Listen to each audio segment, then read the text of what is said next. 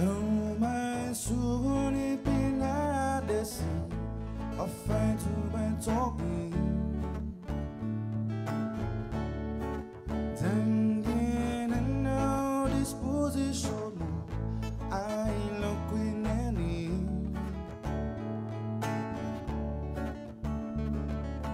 Down the aisle, sempre untungo.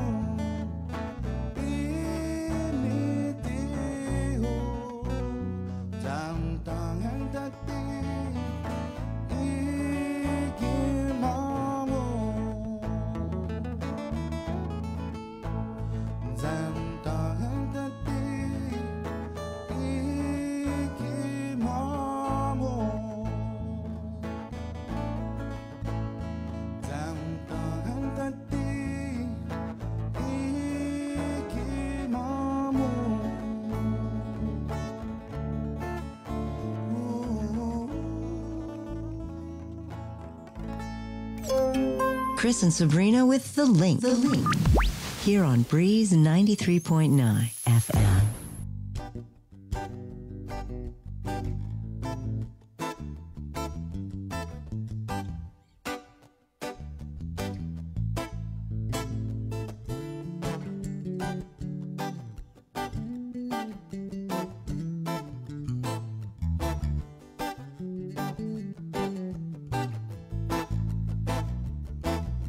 Sweetest love you get to me, it makes me feel fine.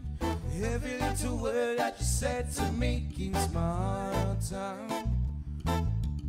Red love flowing like a rough rapid, but you want me out by. Ain't no doubt 'cause it's plain to see you set my soul on fire.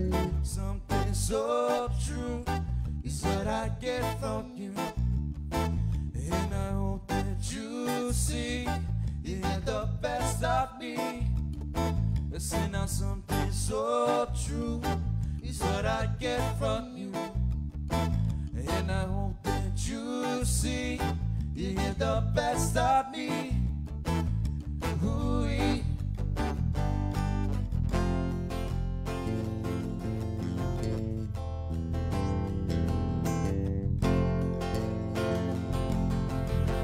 Generous love is spread around to the people in your life, sharing the weight and the pressure just to make it right.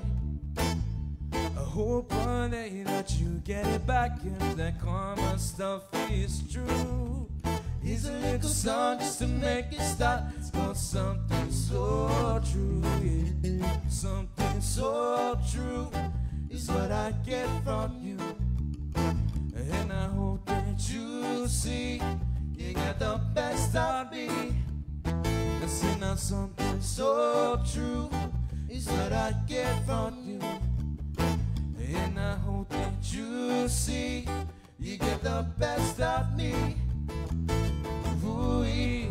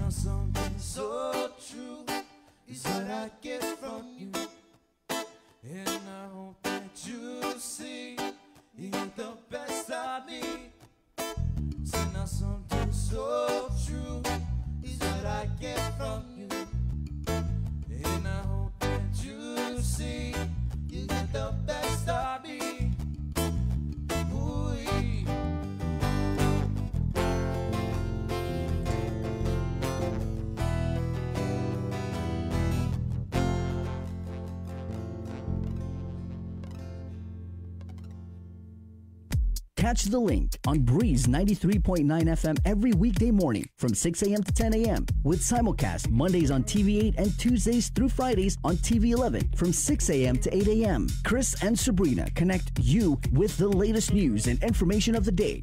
The Link, only on the stations, networks, and digital media of KUAM Communications. Presented by IT&D and Calvo Enterprises, Inc. We're celebrating your special day every day with Cold Stone Creamery. Register your loved one for the Cold Stone Creamery Birthday Club. Email a photo, name, and birthday to birthdayclub@kuam.com by noon on weekdays and by noon on Friday for weekend birthdays. Include a special message and we'll read it on air weeknights during KUAM News. Cross your fingers on Friday. You could be the lucky winner of a Cold Stone Creamery ice cream cake. And the lucky nominator will receive a personal treat from Cold Stone Creamery. The Birthday Club is presented by KUAM and Cold Stone Creamery. KUAM and Domino's remind you that there are only 17 days until Christmas. Visit Domino's.gu for faster, easier online ordering. Happy holidays from KUAM and Domino's. Chris and Sabrina with The Link. Here on Breeze 93.9 FM. This one dedicated to all the Islanders and everybody that loves us. This is from me to you and you to me. One love, one big family. Check it out. Let's do this.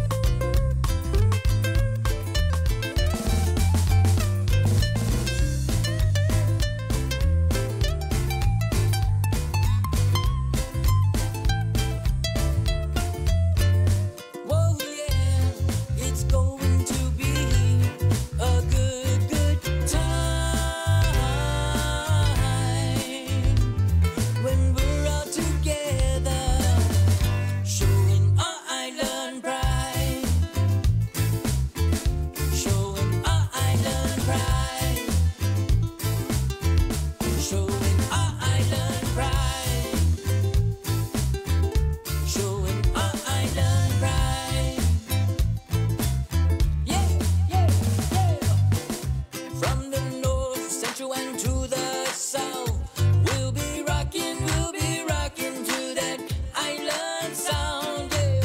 Chamorros, Filipinos, Samoans, Hawaiians, Fijians, Tongans, Tahitians, Palauans, Marshallese, F7 tomorrows, we all get down. Whoa, yeah, it's going to be a good time when we're all together, showing our island pride, pride, pride, pride,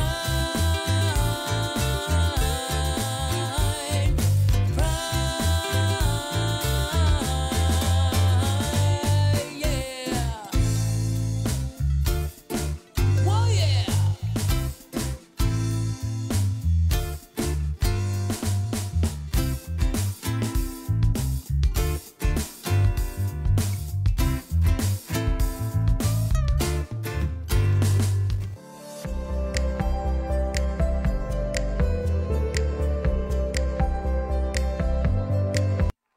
Go sinja uli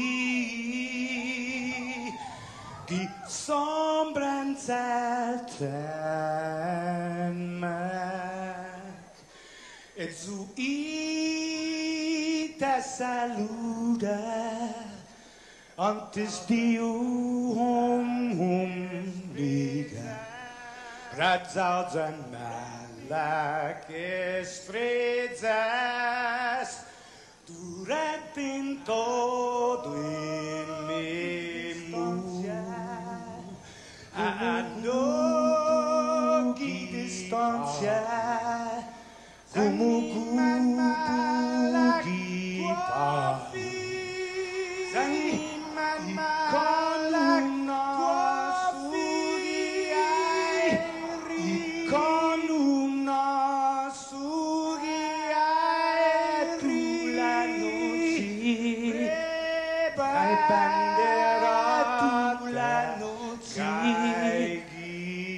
bandera, Attenzione bandera, questo attenzione bandera, questa qua pumala,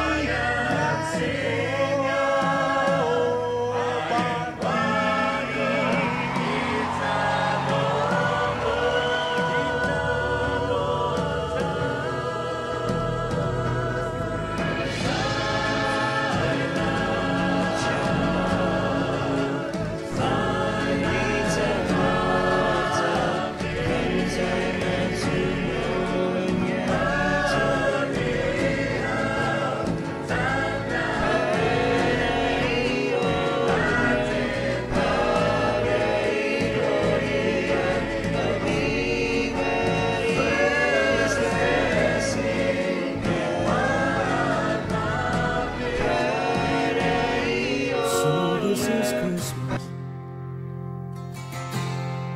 What have you done? Another year over, a new one just begun. And so this is Christmas.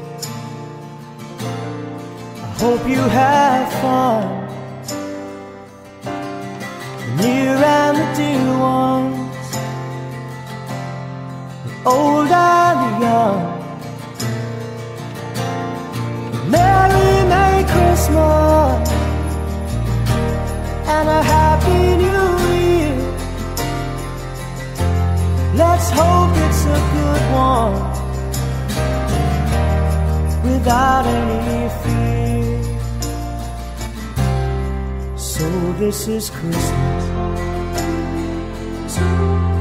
weak and full strong, rich and poor ones. The road is so long. So happy Christmas for black and for white, for the yellow and red ones. Let's stop all the fight. Merry, Merry Christmas and a Happy New Year. Let's hope it's a good one without any fear. So this is Christmas. What have you done? Another year over, a new one just begun. So happy Christmas, we hope you have fun. The near and the dear ones, the old and the young. Merry, Merry Christmas and a Happy New Year. Let's hope it's a good one without any fear. War is over if you want it. War is over now. War is over if you want it. War is over now.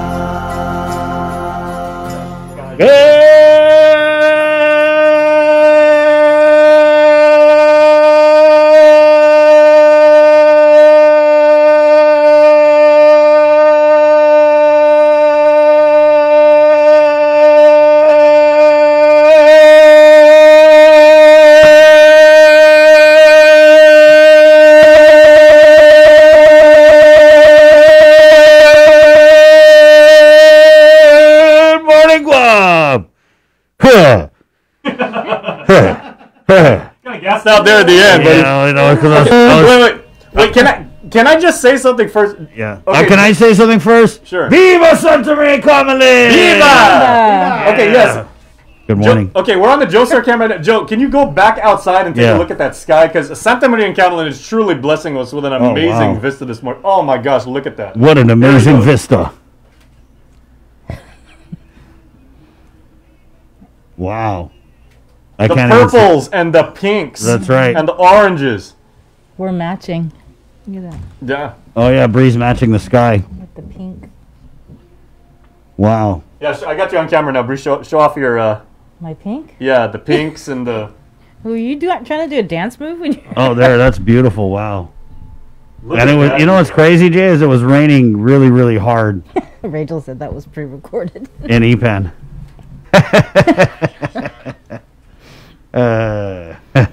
that was pre-recorded. No, that was live.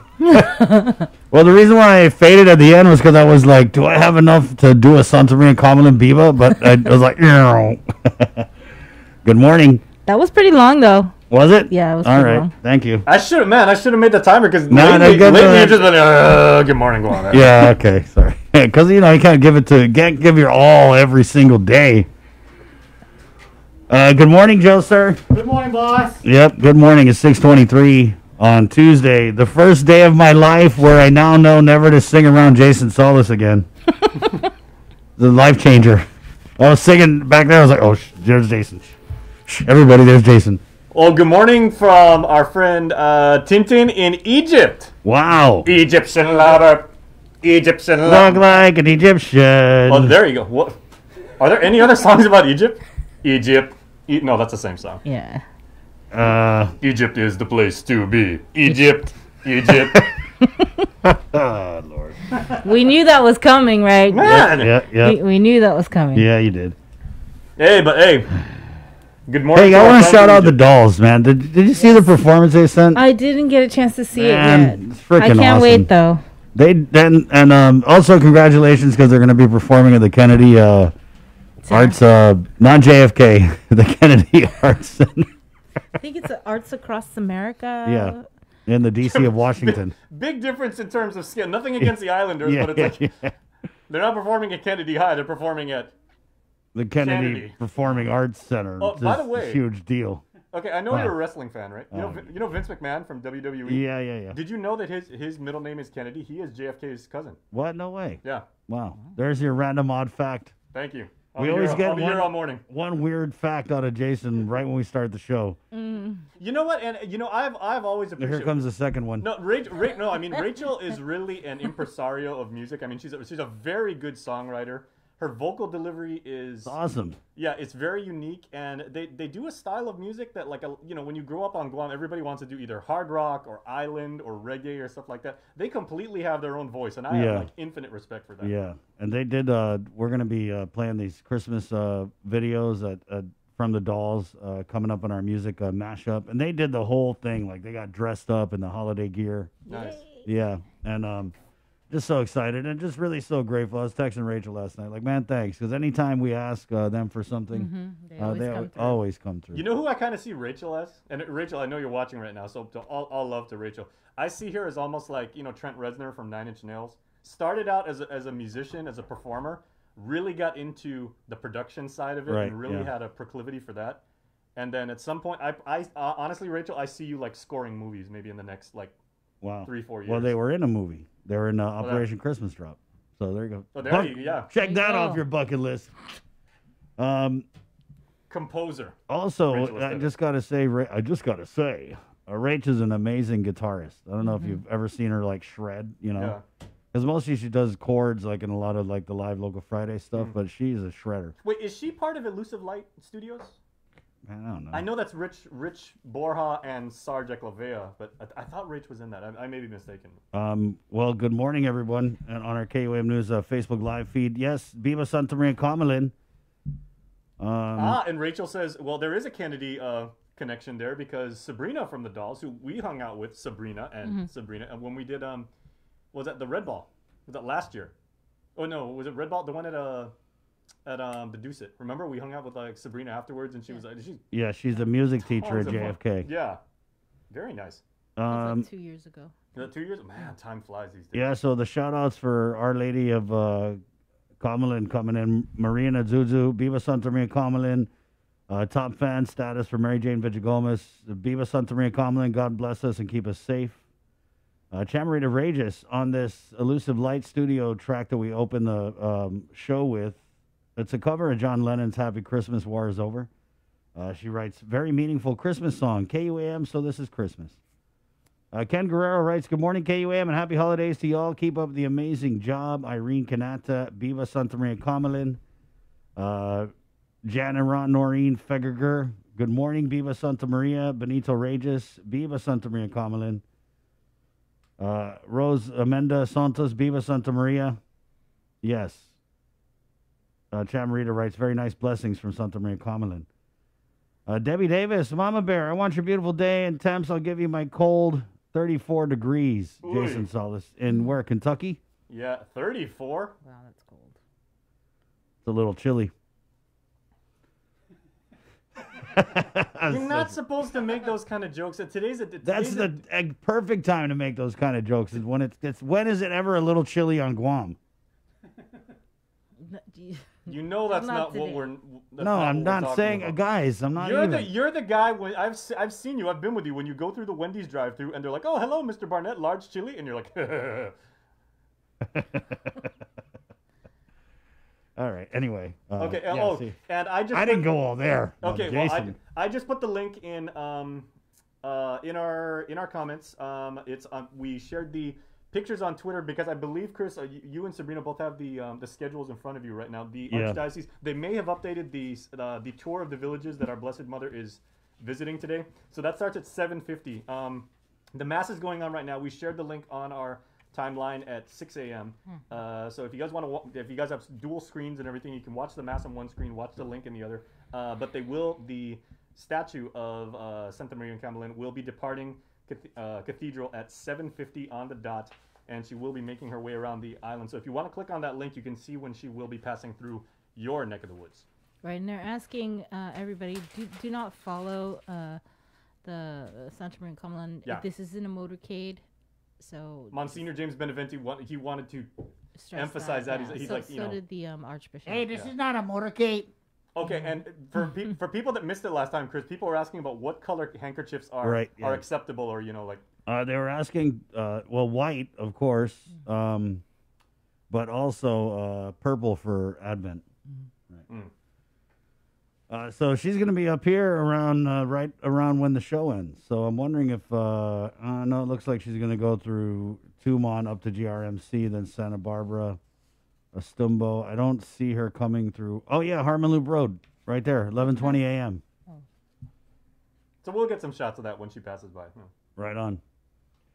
So yeah, definitely, this is a different year for us. And you know what, you guys too, because she's starting in the central part of the island with I believe the first village that she visits is Totu. So for anybody that's in the MTM area, send us some pictures like that. You can send it to our Facebook page, and we'll get them on the show when right around 8ish. Yeah, or even video. If you guys got video, anybody out there who's got me on the WhatsApp it over, and we'll get it on.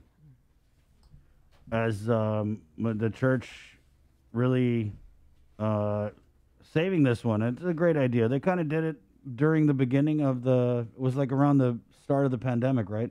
Mm-hmm. For Easter, right? I think it was, for Easter. Yeah. And so a lot of people were talking about this because, right, they always say like, oh, don't cancel the holiday for Santa Maria Camelin or she's going to get mad. And so really just glad. It's a beautiful morning. Sorry, a bird just flew by the window. Not a chicken. That's a sign. A bird. Stop right? joking. Yeah, CJ? Wait, are you that guy? I mean, okay. Not making light of any sort of like mental health issues and everything like that. But have you ever? I was diagnosed hyperactive when I was a kid. This is way before like ADHD. Get out of here. Yeah, it was shocking. I know. But you're that kind of guy. You're like, oh yeah, and guys, we really need to work on the link. We got to do great things for our people, and we really got to get these guests out of. Look, what? Squirrel. Yeah, it was just like, oh, a bird. Yeah. Hey, shout out from a good friend of mine, George Freeze, Mr. Freeze. I've known him since he was a teacher at FB Leon Guerrero. He's like, bless us all, the long, the short. Be safe driving, everybody, and be safe.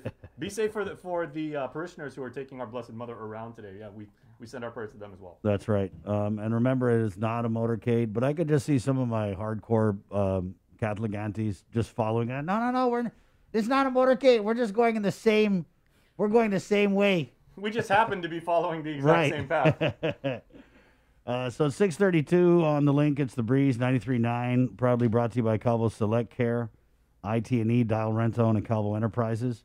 This morning we're gonna meet Brown Sugar Tea for our Top Fan Tuesday, Jay. Yep, I'm messaging her right now. And then we'll catch up with our pairs of GPA. Lieutenant Governor Josh Tenorio coming on here, and we're going to follow up with Marty Parr, who had trouble getting her husband's COVID treatment covered. And Sergeant Paul Tapau is clocking in on this holiday. to break bread with us this morning. Good morning. It's 6:32. Again, there's so many ways to catch the show. You can do it right here on the radio, The Breeze 93.9. Of course, we're on KUAM TV, the KUAM News app, KUAM.com, and on our Facebook Live feed. Thank you so much to our viewers on our KUAM News Facebook page. At 6:33, the 8th day of December, Tuesday, year of our Lord, 2020. And let's go ahead and get into the news now with the very latest from the KUAM News team. Good morning, Sabrina Salas-Matanani.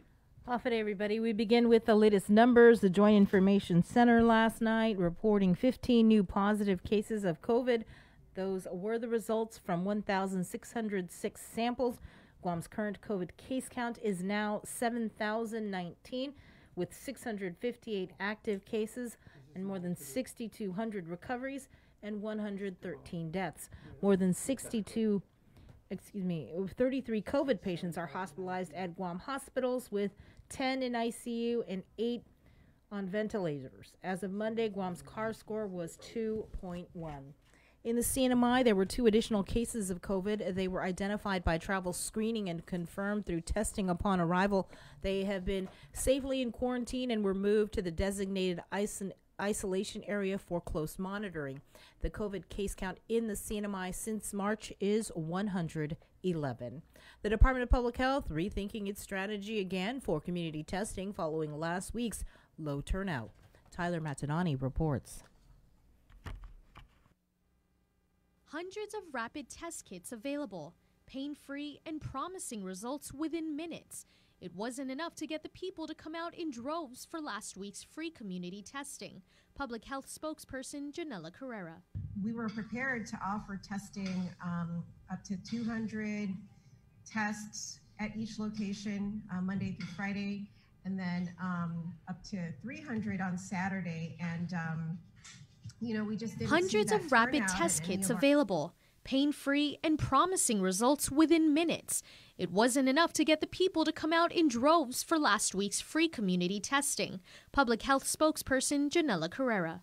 We were prepared to offer testing up to 200 tests at each location Monday through Friday, and then up to 300 on Saturday. And, we just didn't see that turnout at any of our locations. Carrera says the department is now exploring other strategies and making testing more available and convenient. Time of availability, frequency of testing, and location are all factors being examined. We're eyeing possibly maybe a shopping center, maybe a building, maybe something more centralized. So those are some things we have discussed. Carrera says that there could be a number of factors that contributed to the low turnout. It could be location. It could be, just the fact that it's the holidays and, people are busy shopping. With many elements to consider, one that seemed to be a commonality amongst the community is fear. Some of the things that we've also heard were that people were just scared to get tested and possibly. Package delivered to a residential mailbox in the village of Talafofo prompts response from the Guam Fire and Police Department, Navy Explosive Ordnance Disposal Unit 5, and the Guam National Guard's 94th Civil Support Team. Just before 2:30 yesterday afternoon, the individual opened the parcel and noticed a white powdery substance that caused irritation to her hands. Working together, units were able to determine that the substance was similar to cornstarch. It is unknown why or if the substance was used for packaging and shipping, but at around 8:30 last night, the all clear was given to residents of the home. Congressman Michael San Nicolas has made another recommendation to the incoming Biden-Harris administration. He recommends retired United States Air Force Major Anthony Borja to serve as U.S. ambassador to the Republic of Palau. The congressman saying, quote, Major Borja's historical family ties to Palau and his success in navigating Palau political and judicial systems in context with his service to our country in Vietnam, Desert Storm, and Bosnia affords the U.S. with an opportunity to have a regionally astute, battle-tested diplomat in service of our country. He currently resides in Las Vegas, Nevada, where he actively volunteers in service of our nation's veterans in the National Organization of Chamorro Veterans. The Learning Institute will be receiving a $12 million loan from the Guam Housing and Urban Renewal Authority to fund a portion of the permanent campus for the iLearn Academy Charter School. According to a media release, GURA received HUD approval of its request to reissue Guam's Community Development Block Grant Program for the use of that $12 million. The permanent campus plan for school year 2022 will allow for the school to expand its capacity to 900 students. And again, here's more news from Tyler.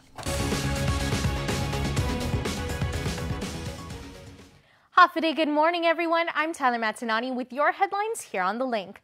4 females from the Department of Corrections Women's Facility, or Post 8, have contracted COVID-19. According to DOC Major Anton Uggan, 1 detainee was a new admission and the other 3 were already confined. The retesting of Post 8 occurred on Friday as a result of an officer assigned to the post testing positive. Uggan can't confirm if the new admission potentially brought COVID into the prison, but says it's highly possible. Meanwhile, DOC has started testing inmates and detainees prior to entering the facility. With GPD and the other law enforcement agencies, every new arrestee now will be tested prior to entering DOC. They may not be tested at DOC, but during normal work hours, it'll be done at GMH. So every time someone is picked up or even going to be brought in, the marshals, a warrant or anything like that, they would have to be taken to GMH to get tested. And then after hours, it'll be done at the, I think they're calling it the QFAC, or over at Outriggers, that area down there. Uggan says the department continues to push for testing machines at the prison. However, they are waiting for the certification to be either waived or processed. To date, there have been a total of 171 positive cases at DOC. 155 of them have since been cleared and 2 were released from custody. There are currently 14 positive prisoners, with 2 at Guam Memorial Hospital. As for DOC staff, there are 20 positive employees, with 2 officers in the hospital. Additionally, 7 officers are in quarantine. And after taking a big hit, the Department of Corrections is moving forward and preparing for any further spikes in COVID cases. As we reported last month, prison was infected with COVID-19, and while trying to contain the virus, DOC is working swiftly to create another isolation or quarantine dome at the Manila compound. Here again is Major Anton Uggan. Last week, we had one of the vendors come in and do a walkthrough, site visit. Right, to start working on, developing the work that needs to be done. The renovations for the dome, that project has been awarded to a local vendor. They will be coming in here, I believe, later this week to start doing their walkthrough and preparing to move forward with that project. The project calls for the replacement of the aircon at Post 29A, electrical and plumbing work, and restroom repairs. Uggan says the cost of the project is over $76,000. And it's the season to be merry and cheerful, and it's also all the more reason to remind you that before you raise your glass, to make sure you have a designated driver. A virtual proclamation signing ceremony was held for the annual Drive Sober or Get Pulled Over campaign. It's an issue that hits close to home for Lieutenant Governor Josh Tenorio. Of drunk driving, impaired driving is both from alcohol and from methamphetamine. And it was a big, tremendous loss for our family. And sometimes I think it was only yesterday. So there. The Guam Police Department will be out in full force during the holiday season with checkpoints to catch drunk or drugged drivers. And that's the news for now. We'll see you all at 6 tonight on Primetime.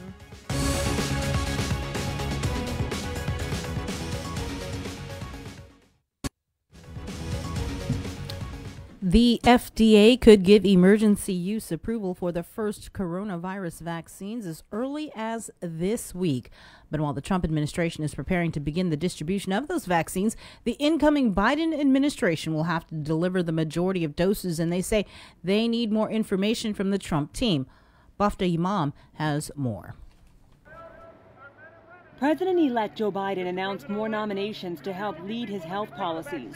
The nominees include California Attorney General Javier Becerra to be the Health and Human Services Secretary, Dr. Vivek Murthy to once again be the U.S. Surgeon General, and Dr. Rochelle Walensky to head up the Centers for Disease Control. How many doses will be available to us from each of the companies and by when? The President-elect's Coronavirus Advisory Board says the Trump administration has yet to share plans for distributing COVID-19 vaccines. We want to be preventing deaths and we want to be preventing transmission. And you can't really make a plan for that if you don't know what tools you're working with. Dr. Monsef Slawi heads up Operation Warp Speed, the program to develop, produce, and distribute coronavirus vaccines. He says he plans to meet with the Biden team this week. Every dose we make, we are prepared to ship. But, as always, early in manufacturing, there may be challenges. President Trump's personal attorney, Rudy Giuliani, is undergoing treatment for the coronavirus. This comes as the president is preparing to hold a COVID vaccine summit at the White House tomorrow, ahead of the potential FDA vaccine approval this week. If the vaccine is approved on the 10th or on the 11th, the minute it's approved, the shipments will start. On Capitol Hill, lawmakers continue to work on an emergency coronavirus relief package. We know what will happen at the end of the month if we don't get the proposal. 12 million Americans are set to lose federal unemployment benefits the day after Christmas if Congress doesn't pass a new bill. Bofta Imam, CBS News, the White House. And finally, Santa Maria and Cumberland will make her way around the island today as the Catholic Church celebrates the solemnity of the Immaculate Conception of the Blessed Virgin Mary. A mass is being held as we speak at the cathedral with Archbishop Michael Burns. Our Lady will start her tour of the parishes at 7:50 and then will return to the cathedral at 4:30 in time for the festal mass, which starts at 6 p.m. And again, as a reminder for everyone's safety, please do not form motorcades following the vehicle carrying Santa Maria and Cumberland statue. This event is not a motorcade. You can find the schedule of her travels, of course, on our website. And that's your news. We'll have more on the link after the break. Hey kids! With the best holiday of the year approaching, KUAM has arranged a way for you to make sure Santa knows what you want for Christmas. Santa and Mrs. Claus have set up a virtual mailbox at KUAM.com with help from your friends at Dial Rent to Own. This is a chance for you to write your very own letter to Santa. Have an adult download the letter form, fill it out with your Christmas wishes, and send it in to us at letterstosanta@KUAM.com. Santa will read every letter submitted, but you may be chosen to join our Christmas Zoom party where you get to talk to the big guy himself on December 19th. If you're chosen, you will receive a special emailed invitation for you to attend the virtual fun. Stay informed with the stations and platforms of KUAM for all the details and make sure you are being nice and not too naughty from today until Santa comes to visit. Letters to Santa is brought to you by Dial Rent to Own and all the L's at KUAM. Merry Christmas! The Christmas Pops virtual marketplace continues on the stations of KUAM and on our webpage at KUAMChristmasPops.com. Catch the encore through December 11th on demand and on the stations of KUAM Communications. The Christmas Pops virtual marketplace is presented by Stroll Courier. Get all your packages, documents, and gifts delivered island-wide. Visit strollguam.com/courier and book a delivery today. Domino's. Visit domino's.gu for faster, easier online ordering. And JA Guam, bringing the business of life to life. Holiday federal employees and annuitants, the open season is here. Calvo's Select Care offers a comprehensive on-island network, including GMH and GRMC. Our off-island provider network stretches across the Pacific, plus our partnership with United Healthcare provides over 1 million providers throughout the continental United States. Calvo's Select Care, healthcare that's always there for you. Federal employees and annuitants, enroll today. Let's get merry during the most wonderful time of the year by making spirits bright. KUAM and McDonald's of Guam want to highlight your decorations and lights by flooding the social media pages of KUAM with your videos and photos. Finish your holiday setup, then snap a few shots or a video of your delightful display and send it to us through social media or email them to promotions@KUAM.com. Check out our posts every Friday or tune in to KUAM News Weekend Edition for a special montage of the submissions certain to be making spirits bright with every broadcast. Warmest holiday wishes from McDonald's of Guam and KUAM Communications. You're watching The Link with Chris and Sabrina on TV 11, but don't leave yet because we're coming up next on CBS This Morning. We got your 6. At 6 a.m. with The Link on Breeze 93.9 FM. Bree and I connect you with all the latest news and information you need to know to start your day. Then check back with Guam's news leader at 6 p.m. for the day's top headlines with KUAM News Primetime. From 6 a.m. to 6 p.m. and everything else in between with KUAM Digital, we got your 6.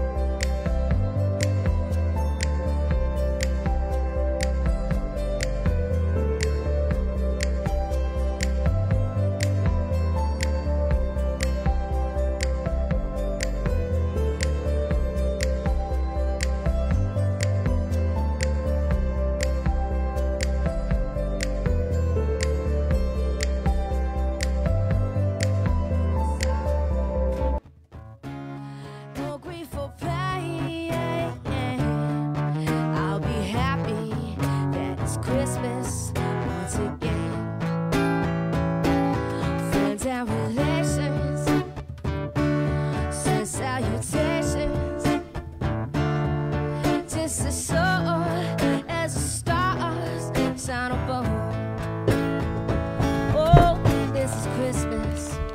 6:49. It's The Link on the Breeze. Good morning. Speaking of Rachel Esteves. Yeah, this is from Live Local Fridays. Man, now you got me doing it. I just look over it. I was like, hey, there's a bird. Told you. Lack of concentration is infectious, apparently. Yeah, it is. It's Please Come Home for Christmas, a.k.a. Bells Will Be Ringing. The old song. Old. The most famously covered, I want to say, by the Eagles. Did the Eagles do this? They did one of the most popular versions. I believe John Bon Jovi's also got a version of this. Right, yeah. That's one the cool thing about Christmas time is just comparing all the different versions of all the different Christmas songs, right? John Bon Jovi did this. I mean, which is awesome. You know, you go from Tommy used to work on the docks. I'm not singing today. Come on. No. No, but, you know, basically, like, you go from Living on a Prayer to, you know, Sweet Salutations and everything. You know, the man's got range. And the dude's hair is still amazing after all these years. Right on, Jay. Yeah, 6:51. Again, the show's brought to you by Calvo Select Care, Del Rento and IT&E, and Calvo Enterprises. We got our pairs coming on. There's a release that GPA had sent out that he's going to be talking about. And also on this, the Feast of the Immaculate Conception of Santa Maria in Comelin, we're live streaming the Festal Mass on KUAM News' Facebook page right here where you're at right now. At 9:30, it's going to be rebroadcast on KUAM TV8 at 11:30. All right, for those of you who have to work today, for those of you who don't, congratulations and good morning. And we were talking yesterday, I believe, well, in between commercial breaks, and today is a Gov Guam holiday, is it not? Yeah. Yes. Yeah, because it was when Janella was like standing by to do her public health interview and everything. Yeah. So, and does that mean also all private schools have the day off? Yes, my son's off too. Yeah, okay. Definitely the Catholic ones. I don't know about the other ones. I don't know about the other private schools. Catholic schools, yes. So she's in the Mass now, I believe, and then going to be making her way around the island. We put the schedule up. It's kind of like all over the place. So if you guys want to check that out. But she'll be coming around here 11:20 a.m. Right when Sabrina's going to be buying us lunch. We should. 6:52. Also coming up on the show, we're getting a couple members of the Guam Hotel and Restaurant Association to talk about this plan, this private sector plan that they've come up with for testing to keep businesses open. And I think we're getting Vince Solis, who's the safety manager at LMS. He's also the Guam Contractors Association. He's a member of the safety committee, so definitely a safety issue. And good to see them taking the initiative and coming up with a plan where it kind of seems like there isn't one. Also, Sergeant Paul Tapau, again, Guam Police Department, coming on. Man, you know, yesterday we had got a comment from Ken Guerrero, who is the husband of, his wife, Melanie. Right. Yeah, the mother of Michael Castro, who is still missing. And it's been quite a while, too. I think it was late October was the last time she had seen her son at her house, I believe in Dededo. And then so she reported him missing, I want to say that weekend or a couple days later. And you're right. There's been nothing we've heard other than they found his car in Santa Rita. They wouldn't say the condition of the vehicle. Right, but that should tell you something. Right, and she, when she was last on, she withheld information to protect the investigation. So, but at the same time, you know, if anybody has any information about the whereabouts of her son, please call the Guam Police Department and help bring closure to this case. Right on. We're going to throw it over to Jay right now, where I think we're going off island. Are we not, Jay? Yeah, okay. I got a riddle for you guys. Okay, I like riddles. Okay, so what has the great city of Long Beach given us over the years? Snoop Dogg! Snoop Dogg, that's correct. Gone in 60 Seconds, the movie. Sublime. Were they I from don't know, Long because Beach? they have that one song, Summertime. Oh, yeah, that's right. In the LBC. I used to go to Vegas. Not Vegas. Someone just messaged me, don't get Jason started. Long Beach when I was younger, because my mother's, my grandmother's brother, I believe, lived in California. So when we were kids, we used to always go to Long Beach. Well, they've also given us the Long Beach State 49ers, a good basketball team and a very, very good volleyball team. It's like a ship repair.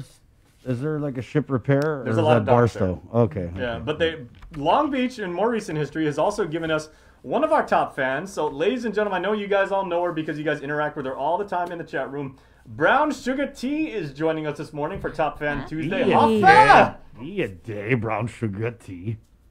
Brown Sugar. How you doing? Oh yeah, let me turn that on. Oh, there you go. Hi, Brown Sugar. Can you see me? We can see you. Yes. Happy holidays. Oh, hi. Off a day, Toru Malik. Oh yes. Again. Good morning. Buenas. Brown Sugar. So where are you at right now? Good morning. All right. It feels so good to finally meet you. I know, right? Yeah. You guys too. So Well, top. I can't see you guys. I don't know why. You're not missing much on my end. Don't worry. Yeah, don't worry. Well, I watch you guys all the time anyway, so. Thank you. So, you know what we try and do on Tuesdays? I mean, if we can, we try and get a top fan to come on the show, someone who's always on the link, commenting, and it's right. And Brown Sugar Tea. I love you guys. We love you too. Thank you so much. And you're always bringing the positivity, and you say you're a daughter of the South. You went to Inarahan High School, right? Yes, That's old in school. Buradan Pulan. Brown Sugar, where are you at right now? And what is because I see you're wearing your mask, and I know in California. Well, because I'm at the DMV. Okay. Okay. How long have you been living in Long Beach? I don't know. Too long. Long time. It's a lot. Oh, how long I've been living there? Yeah. since 75. Wow. Yeah. I'm at the DMV. That's why I have my mask on. T, what is the situation there in California with COVID? Are you guys on a lockdown, or what are some of the rules that are in place for your area? They're in lockdown right now. Yeah. So what can you and can't you do? We have curfew. Oh, man. There's a curfew. Are you guys able to like eat at restaurants or indoor dining or anything like that? Yeah, well, they're limited. Just indoor or outdoor or both? In and out. Okay. And you can't have the family gathering like just a few, like only in your household. But see, for me, I have to be like only limited. Why? Yeah. Man, T, where are you at right now? Because I thought you were in LBC, but I saw Nevada on the building. Yeah, the DMV. In Nevada? Yeah. Okay. Okay. Yeah, no. What? Nevada, California? No, my daughter's out here. Yeah, now I know. Us Chamorros, we think all the states is the same. Oh, Nevada and California. That's right. Yeah, she's in Nevada, California, and Texas. Yeah, that's right. By Washington. No, not Nevada, Wyoming. You're visiting your daughter in Nevada. Yeah. My daughter's in, she's here in Nevada. Okay.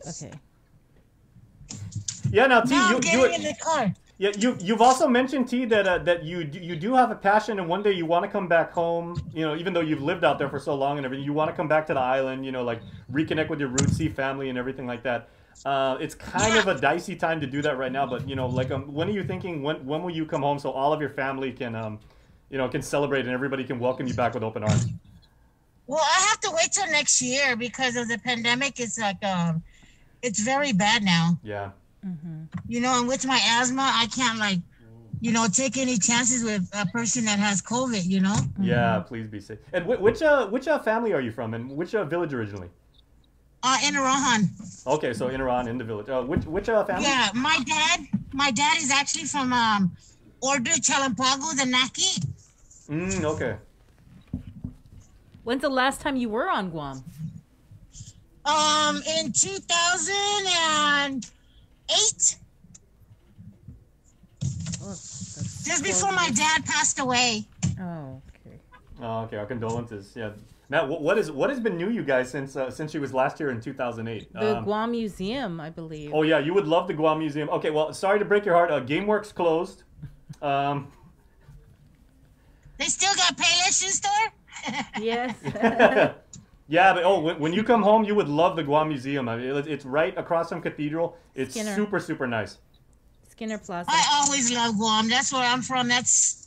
I'm old-fashioned, so I'm very antique.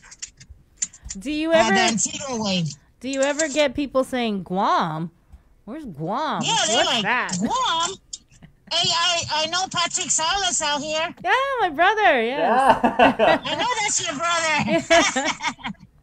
Yeah, T, how do you connect with other people from Guam? Are you in any of the clubs, or you run into a lot of people from Guam? Yes, family. I'm Pangilinan from Ordu Chalampago, but my mom is Manglonia from Minarahan. Oh, okay.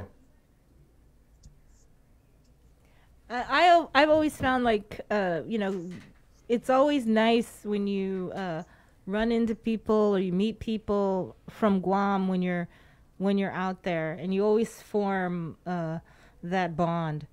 Have you been to Red Rice yet in Vegas? I've been to all of it.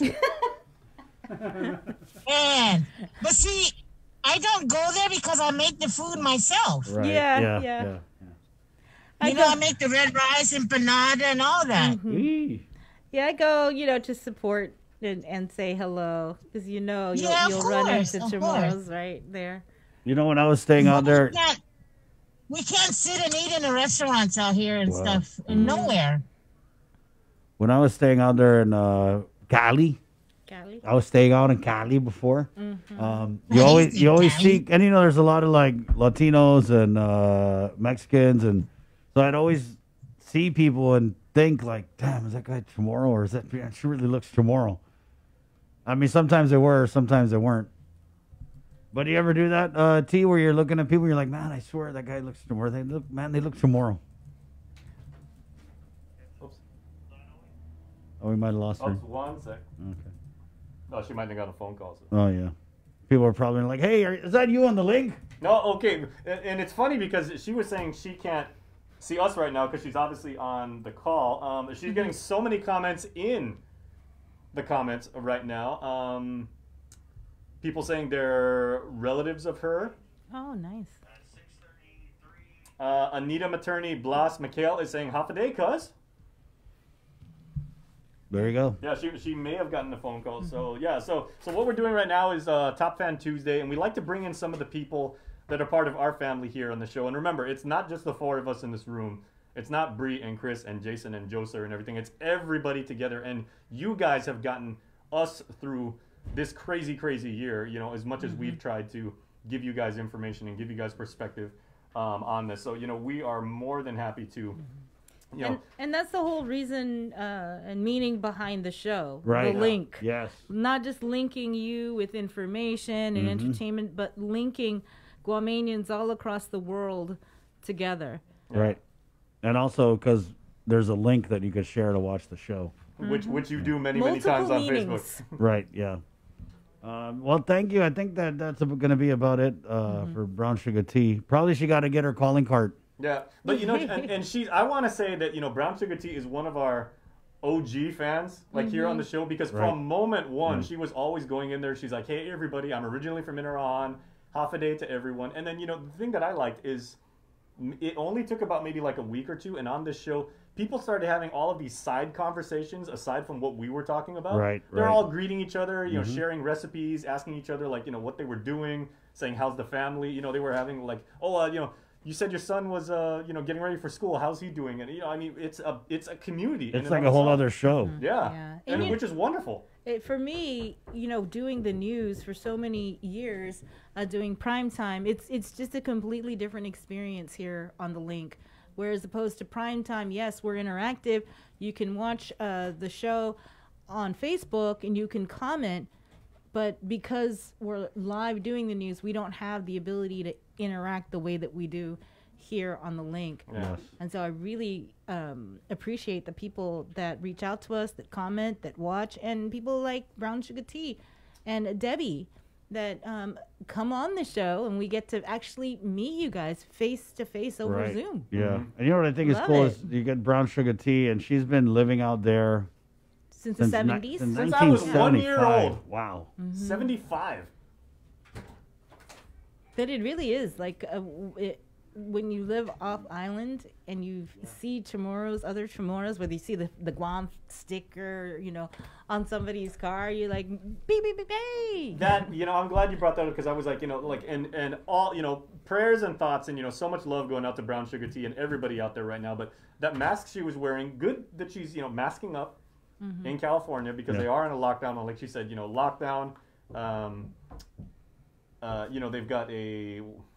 What's the word? They got limitations in place. Yeah, but I don't know what I was saying was it's really cool. She needs a Guam mask, and we're gonna hook her up. Yeah, she's been staying out there since '75, but you talk to her, it's like she's right here in Guam. Yeah, still got the accent, still, And I love her mask, but just the straight gray and everything like that. She needs to rock the Guam seal. I mean, she's got such a passion for our island and our community and her heart and her culture and everything like that.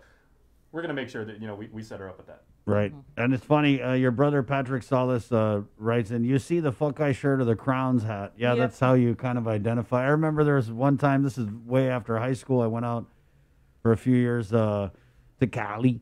And I was in line at this amusement park, and man, these people were talking in front, and I was like, dude, these guys are Chamorros. Just from their accent, right? Every time I leave to go visit my family, I always go by the Fuck Eye shop down in Tumon. Right. And I have to go get like the shirts and And I used to go to like Crowns and go get some of the hats, Right. and make sure that my brothers were stocked. Right, stocked and styling. Yeah. So there's this group of people, like a few people up in the line, and just when they were talking, because one of the chicks was like, "Man," you know. Oh, she's back, guys. She was like, "Man," She was. something, and I was like, "Dude, there's Chamorro." And I looked, and sure enough, it was like a younger kid, kind of like gangster, but he was wearing the freaking Sammy's jacket. You got one of those. Yes, I'm gonna wear it again. No, you know what I always saw is like Chamorros in the States and everything. Especially when it comes to Sunday, Chamorros will literally drive like 70, 80 miles. And you were saying this like in Oklahoma. Man. There Yeah. are people from Dallas that go to Oklahoma and back and forth just to go to mass.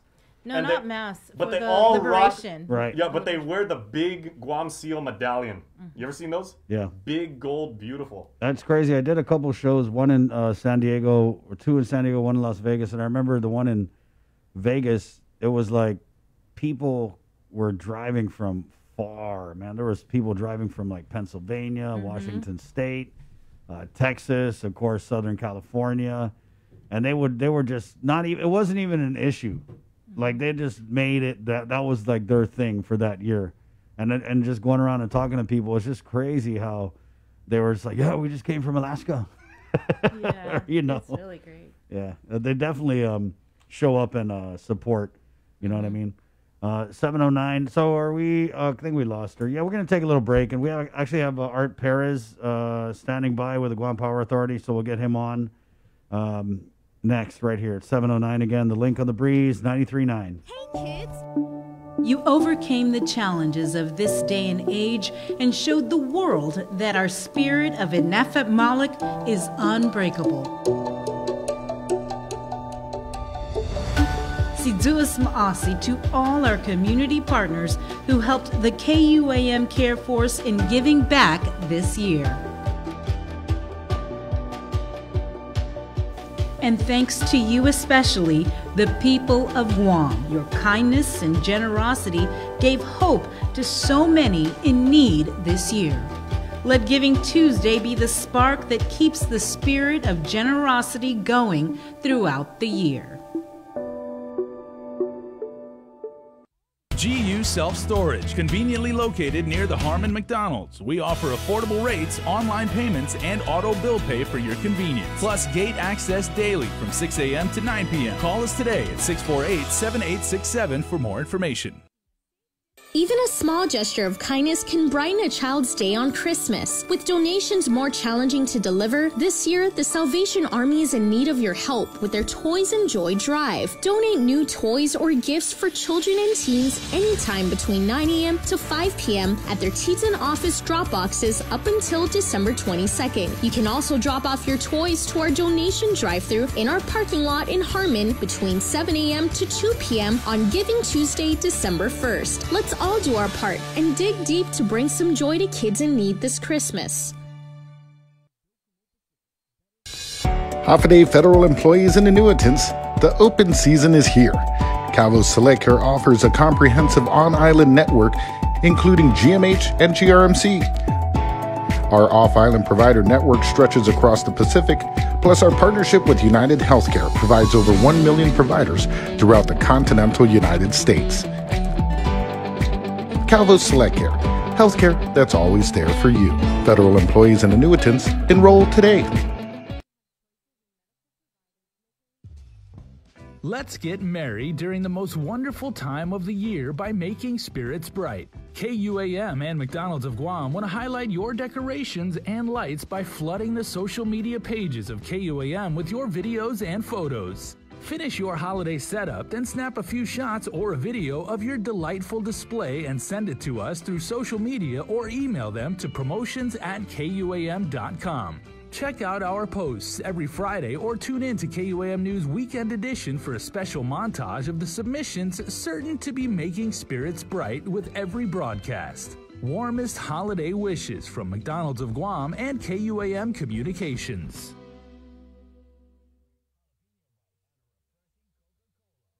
Hey kids! With the best holiday of the year approaching, KUAM has arranged a way for you to make sure Santa knows what you want for Christmas. Santa and Mrs. Claus have set up a virtual mailbox at KUAM.com with help from your friends at Dial Rent to Own. This is a chance for you to write your very own letter to Santa. Have an adult download the letter form, fill it out with your Christmas wishes, and send it in to us at letterstosanta@KUAM.com. Santa will read every letter submitted, but you may be chosen to join our Christmas Zoom party where you get to talk to the big guy himself on December 19th. If you're chosen, you will receive a special emailed invitation for you to attend the virtual fun. Stay informed with the stations and platforms of KUAM for all the details, and make sure you are being nice and not too naughty from today until Santa comes to visit. Letters to Santa is brought to you by Dial Rent to Own and all the L's at KUAM.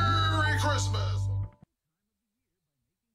The Christmas Pops virtual marketplace continues on the stations of KUAM and on our webpage at KUAMChristmasPops.com. Catch the encore through December 11th on demand and on the stations of KUAM Communications. The Christmas Pops virtual marketplace is presented by Stroll Courier. Get all your packages, documents, and gifts delivered island-wide. Visit strollguam.com/courier and book a delivery today. Domino's. Visit domino's.gu for faster, easier online ordering. And JA Guam, bringing the business of life to life. Holiday federal employees and annuitants, the open season is here. Calvo's Select Care offers a comprehensive on-island network, including GMH and GRMC. Our off-island provider network stretches across the Pacific, plus our partnership with United Healthcare provides over 1 million providers throughout the continental United States. Calvo's Select Care, healthcare that's always there for you. Federal employees and annuitants, enroll today. You're watching The Link with Chris and Sabrina on TV 11, but don't leave yet because we're coming up next on CBS This Morning. We got your 6. At 6 a.m. with The Link on Breeze 93.9 FM. Bree and I connect you with all the latest news and information you need to know to start your day. Then check back with Guam's news leader at 6 p.m. for the day's top headlines with KUAM News Primetime. From 6 a.m. to 6 p.m. and everything else in between with KUAM Digital, we got your 6.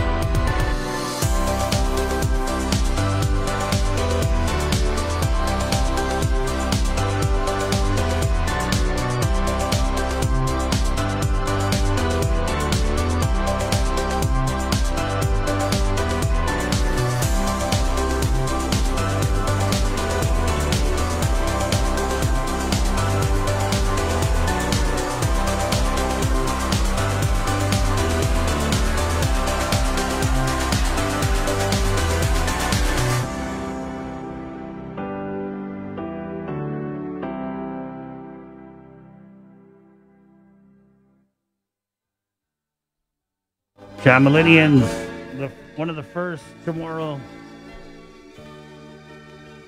superstar music groups there. 718, it's the Link of the Breeze, 93.9. My name's Chris. Good morning. Good morning, everybody. Hey, good morning. Hey. Viva Santa Maria Comelin. Viva! Right on. That's the spirit. She's getting ready to make her way around the island in about 20 minutes. Yeah, this is pretty awesome, man. This is what you call a COVID silver lining. Mm-hmm. And I'm just so proud to be also bringing the Mass, which is streaming at 9:30 on the KUAM News Facebook page. It's going to be rebroadcast later this morning on our TV station? Yes, our TV station. 719. Again, the show is brought to you by Cabo Select Care, IT&E, Dial Rent to Own, and Cabo Enterprises.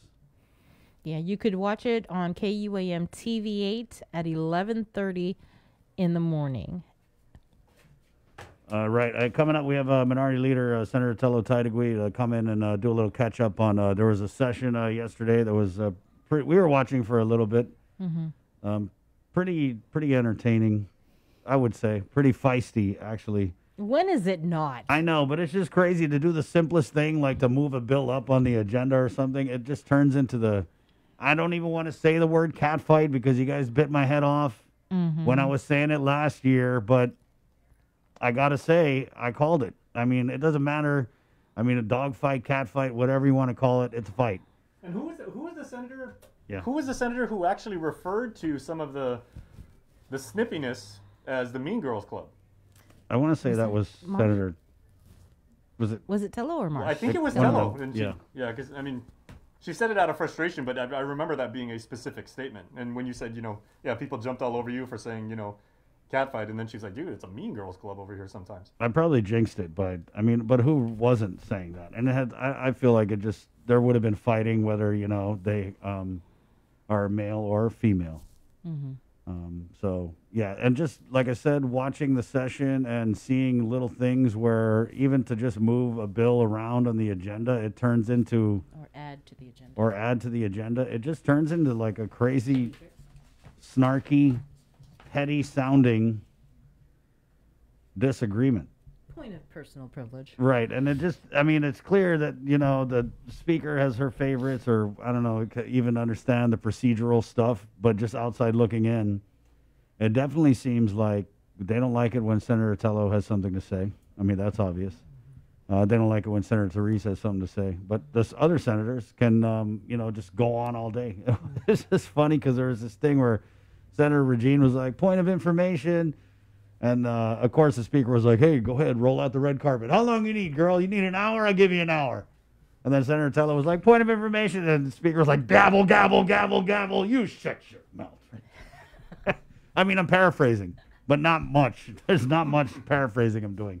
I'm still excited, and I can't wait to see the leadership makeup in the 36th Guam legislature and how that's all going to play out. I remember something that my father told me when, because my dad spent a few years as president of UOG, and then, there was some political stuff, so he wasn't president anymore. And then some of the constituency was actually saying, why don't you try running for senator? We think you'd make, a halfway decent policymaker. So he thought about it for a while, and then when he actually ran, he was fortunate enough to be elected. The very first thing he thought, because, the man had a PhD, right?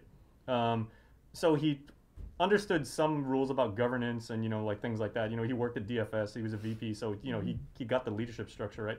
But he goes, he went to Bestseller in the mall and bought Robert's Rules of Order and read that thing cover to cover twice the day after he got elected. And he was like, because this stuff I don't understand, about how, if you want to make a point, I get it, Sabrina has a suggestion, are there any seconds? I second it and everything. That whole flow of thinking and what you have to do to actually get your comments on the record or to be passed and everything like that, he had to really, really study up when it came to that. Yeah, and your dad it's funny how not a lot of policymakers have a mastery of of that whole structure. Yeah, and then the ones who do just run circles around the ones who don't. And then what we have is, because we don't really know. I mean, I don't know. I never read Mason's book or whatever it is. But it's clear that there's this division between senators who feel like they're following the rules and other senators who don't. And then you'll get like someone like Senator Therese or Senator Tello will bring up a point. They'll be like, hey, procedurally, no, that's supposed to be done this way. And then just get run over. So I'm really interested to see what it's going to be like next year, because I just can't see the people of Guam stomaching another 2 years of this nonsense. And I think that, that's why they put who they put in there after the election. So it's going to be definitely interesting, because we're swapping out some of the more passive politicians, like, Senator Luis Muña, and replacing them with some pretty, well, let's just say they... She decided she wasn't going to Yeah, she did. election. I know. But I'm just saying, like, the difference between a Senator Luis, who I'm not even throwing shade on her at all, and like a Joanne Brown, who were, Senator Joanne Brown is just not going to take getting gavelled lying down. And people are freaking about her getting elected. A lot of people didn't want her to get elected. I thought it was good. Because I feel like the minority is going to really try and call out a lot of stuff that's going on with the administration. And we just haven't seen that with a lot of the Democrats. I mean, of course, there are those few Democrats who aren't shy about being critical or calling for transparency. And I think if you don't see them being vocal, then there's some deals that are being made.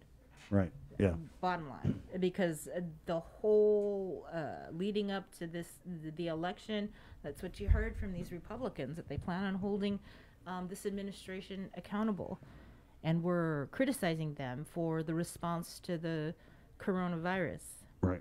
So we'll see how it goes come January when they're inaugurated. If they're just going to sit by and let things go. But, yeah. Right? Because this is going to be a really crucial 2 years. Mm-hmm. I mean, we don't know who's going to run for governor on the Republican side. I mean, people are talking. We asked Senator Moylan, because he was the top Republican vote getter, right? I wanted to say he was. Forgive me if he wasn't. But anyway, we're straight up like, hey, Jim, are you going to run for governor? And he didn't say no. Mm-hmm. But he is looking for that minority leader. That he did say. And right. the other thing he said was that they're going to hit the ground running. They're going to be meeting about some sort of economic recovery plan. Mm-hmm. So we'll see.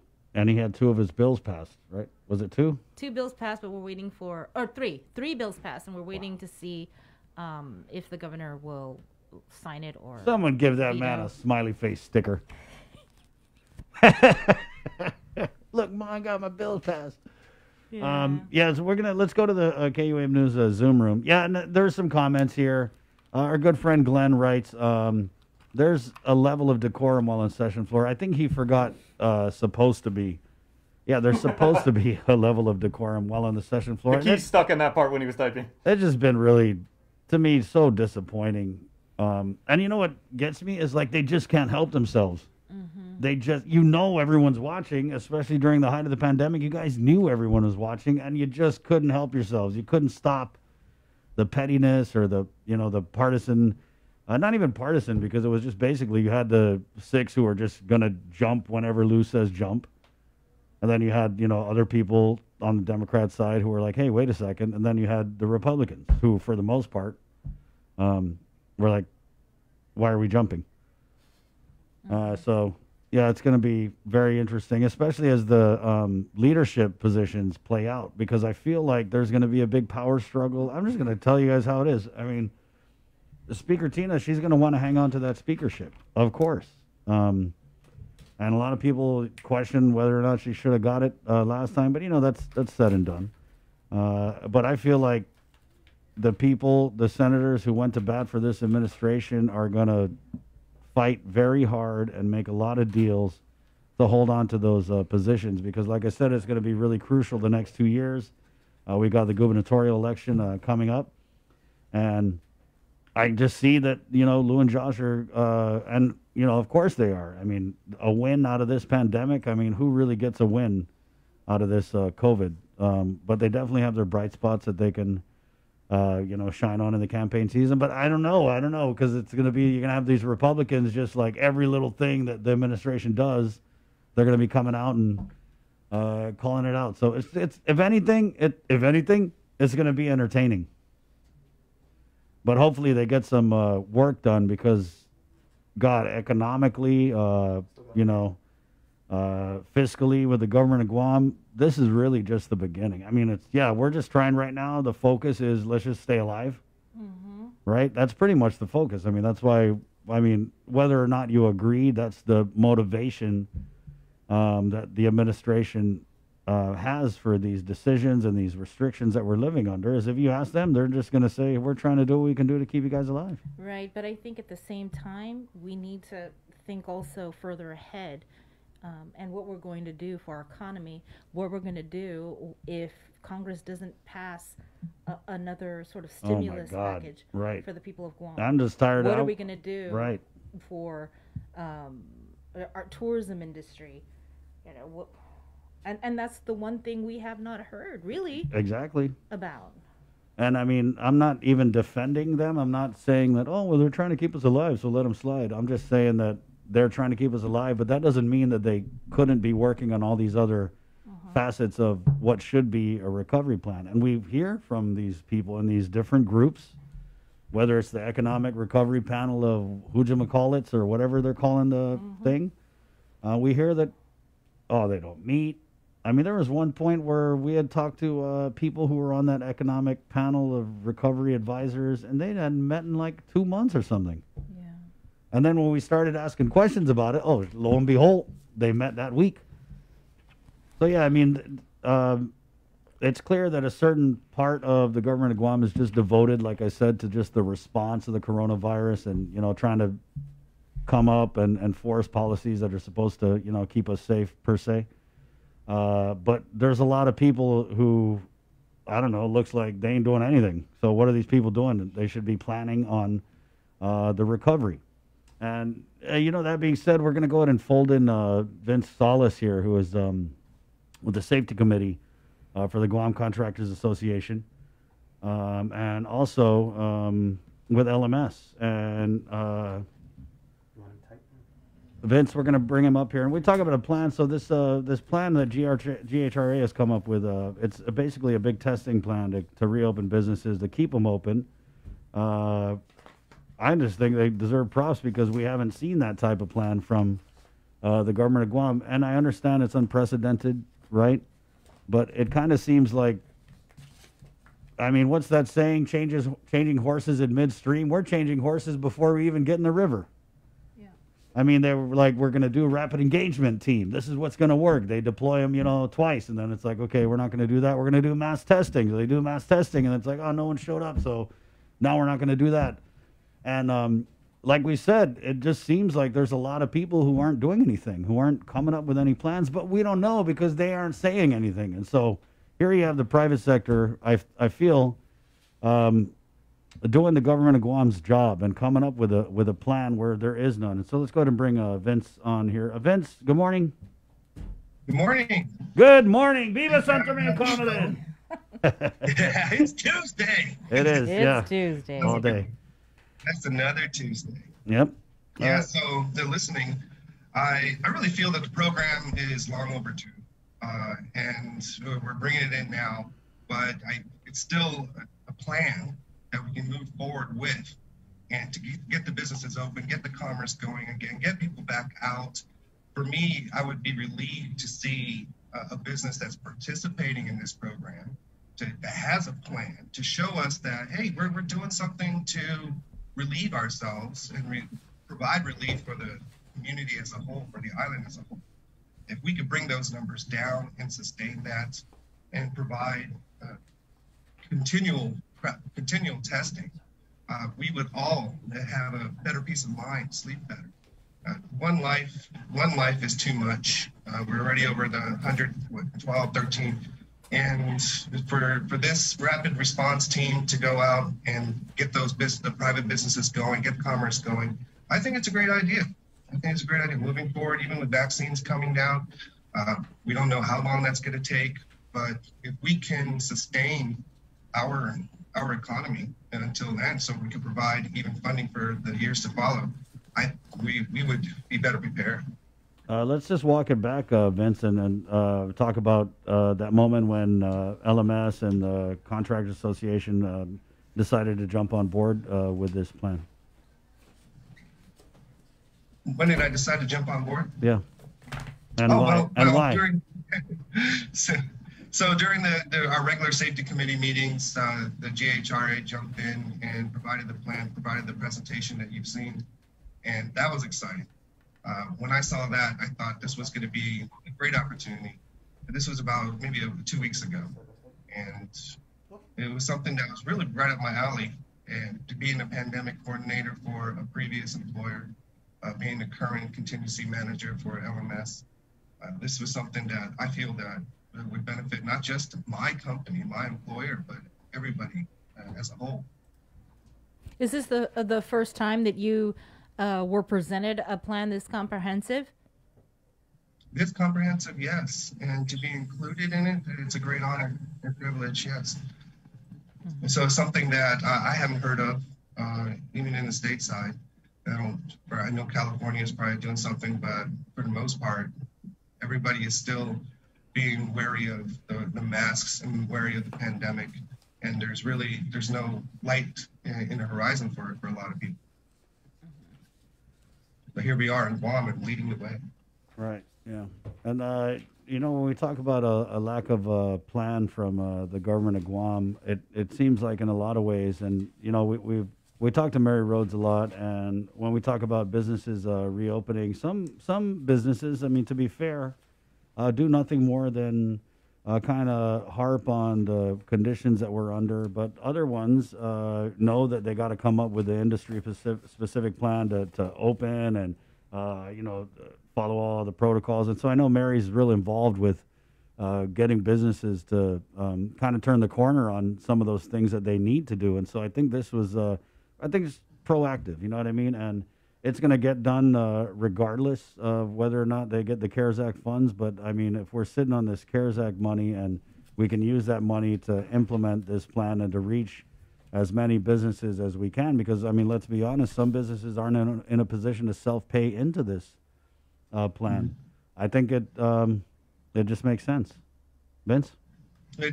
Absolutely. But at the same time, it's not just businesses, but individuals that become complacent in this unprecedented time. So if we provide this rapid response testing, if we continually do so week after week or month after month, it'll at least give us a foundation of what to do next and how to better prepare ourselves for our businesses to stay open. For me, it's to show that we're doing something, even if it's self-pay.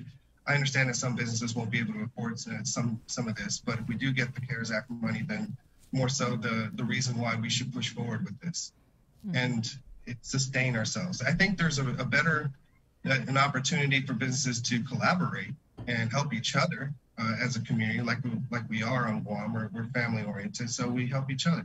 And if it proves itself to actually improve the pandemic response, then I'm sure that the collaborative effort with the businesses, you'll see that occur. So.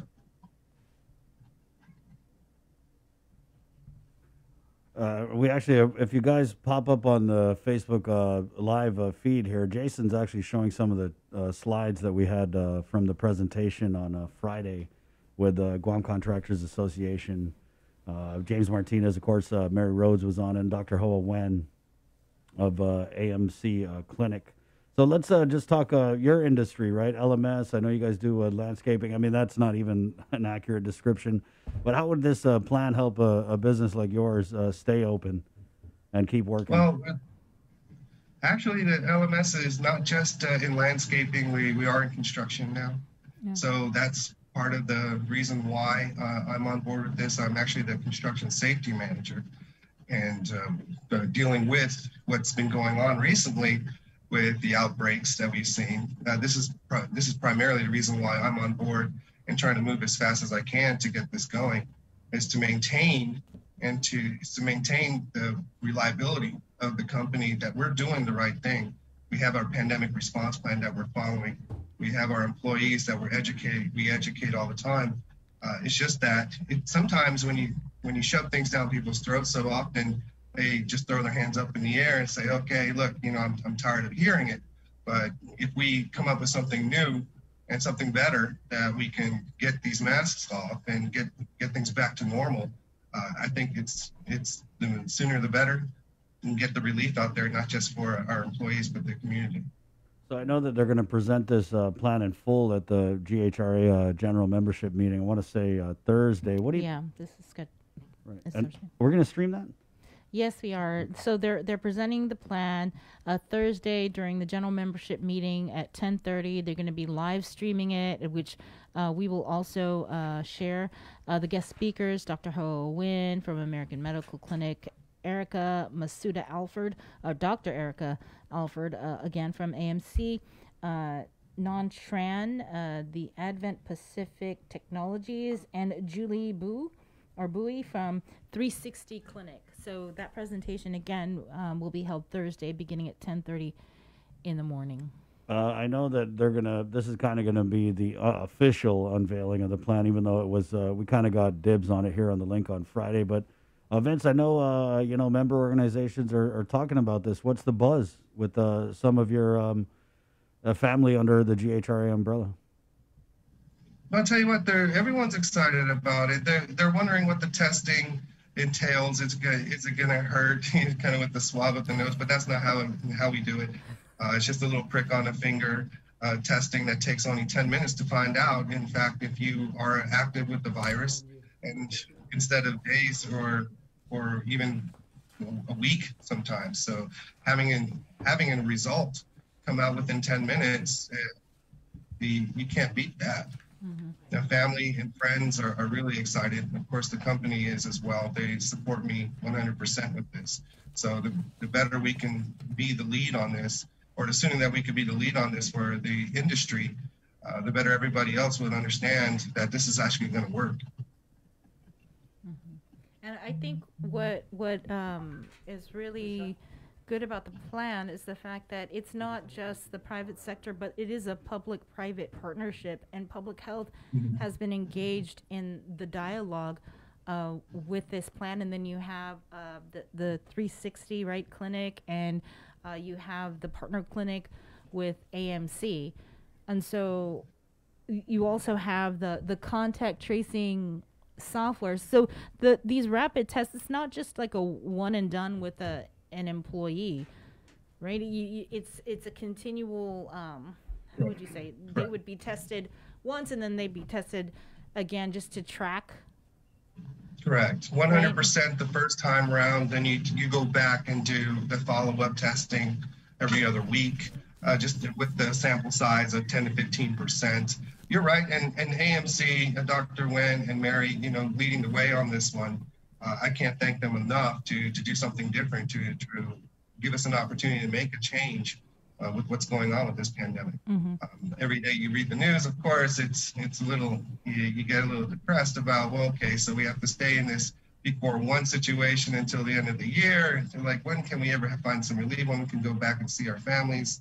And when can we be together again? So I'm really excited about it, and I can't wait to actually get this thing on the road, per se, and make something happen with it. Yes. Especially with this platform. This platform is really good, putting all the data in there. I'm a statistic person myself, and I love data. And if I could show you that my results are better than the mass as far as keeping my infection rate, I would say, under the 5-point system, then please allow me to stay open, allow my business to continue on, and come and inspect me, give me an assessment. I'll show you, then I'll prove to you that we're doing things right. And I think that's part of what's not fair right now with businesses, is that they're not getting the opportunity to show that, hey, I'm doing something about this. Keep me open. Allow me to pursue my business vision and stay open. This has gone on far too long, and we've lost a lot of good businesses already. So. Right. Well, thank you, Vince, for coming on. Was there any final comments you wanted to make about the Nahom Luis Lata program plan? I honestly feel that with the software, I just want everybody to accept what we're doing and to make a change. Allow us to go out there and at least pilot this to show you that we can sustain our community, open up commerce again. And I want everybody to educate themselves on it so they can jump on a bandwagon and we can all go back to a normal lifestyle. Vince, thank you. Appreciate your time. And let us know if there's anything else you want to fold in after the presentation of the general membership meeting. I appreciate it. Appreciate it. Right. There you Thank go. Vince Salas, LMS, and of course with the Safety Committee of the Guam Contractors Association. Safety, a big part of that plan, and we'll be giving you more on it in the coming days. Right. And as Chris mentioned, last week, Friday, we did have Mary Rhodes on our show. She's with the Guam Hotel and Restaurant Association. They unveiled a plan for rapid testing of employees that could pave the way for further easing of business restrictions and help contain the virus. So the actual presentation to GHRA and membership and anybody else that wants to see this plan, they're going to be live streaming their meeting, which we will share on our Facebook page at 10:30 in the morning this Thursday. All right. We're going to take a break in just a sec, but I want to see, I don't know, Art, are you still here? Oh, there you that might be. Art? Yes. Hey, good morning. Good morning, Chris. Viva Santa Maria Carmelin! Viva Santa Maria Carmelin. Art Perez, the Guam Power Authority. Art, we just wanted to bring you on real quick to kind of unpack that release that you guys had put out yesterday, my friend. Oh, very good. Thank you very much, Chris. Congratulations. Yeah, congrats. So let's just go into that. You guys got us basically a star and a smiley face from, I want to say it was the AGA? That's correct, the Association of Government Accountants. This is part of the requirement for Government of Guam to put out what's called a citizen-centric report, and we're very happy with the release of it. It's on our Facebook page. It basically outlines the cost of service, the improvements that we're doing, the outlook for the period of time going forward, and a list of accomplishments that our taxpayers, ratepayers, and residents of Guam can see what their public utility is doing. And we're making so many investments, we're reducing costs, and what I like about this particular one is that it shares a bunch of graphs. Unfortunately, I don't have the report in front of me, but it even has the breakdown of the cost of every dollar that you put into the utility. And as we've always said before, the highest cost that we have to deal with is going forward, and is the cost of fuel, which is the one that has the most of our attention. It's the most closely monitored, the most closely scrutinized. And just recently, you guys ran in your news that we're going to maintain the rate going into this next LEAC period, which is good. We've held the rate for if I'm not mistaken, at least 3 to 4 LEAC periods now. We were able to CCU and GPA Executive Management were able to act and submit to PUC some recommendations that we can do to hold the rate. And overall, that's going to be a benefit to our residents as we go through this pandemic period. And going forward, again, it's a snapshot of what GPA is going to be planning going into 2021.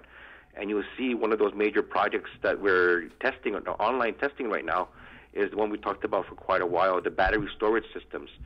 Those systems are being tested right now. We're going to be commissioning them, and we'll make that announcement pretty soon as to when they become fully online. I'm personally very happy about that particular project. But you mentioned a little bit about the LEAC and the holding off on it and the proposal that's before the PUC. Have they met on it yet?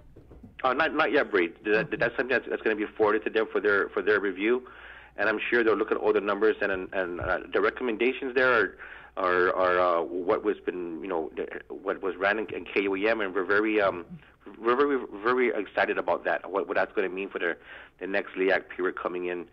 Like I've mentioned, it's going to remain the same, and that's something that's going to be hopefully recognized by all our ratepayers, and I'm sure that they'll know that we're working alongside with them to hold the rates as well.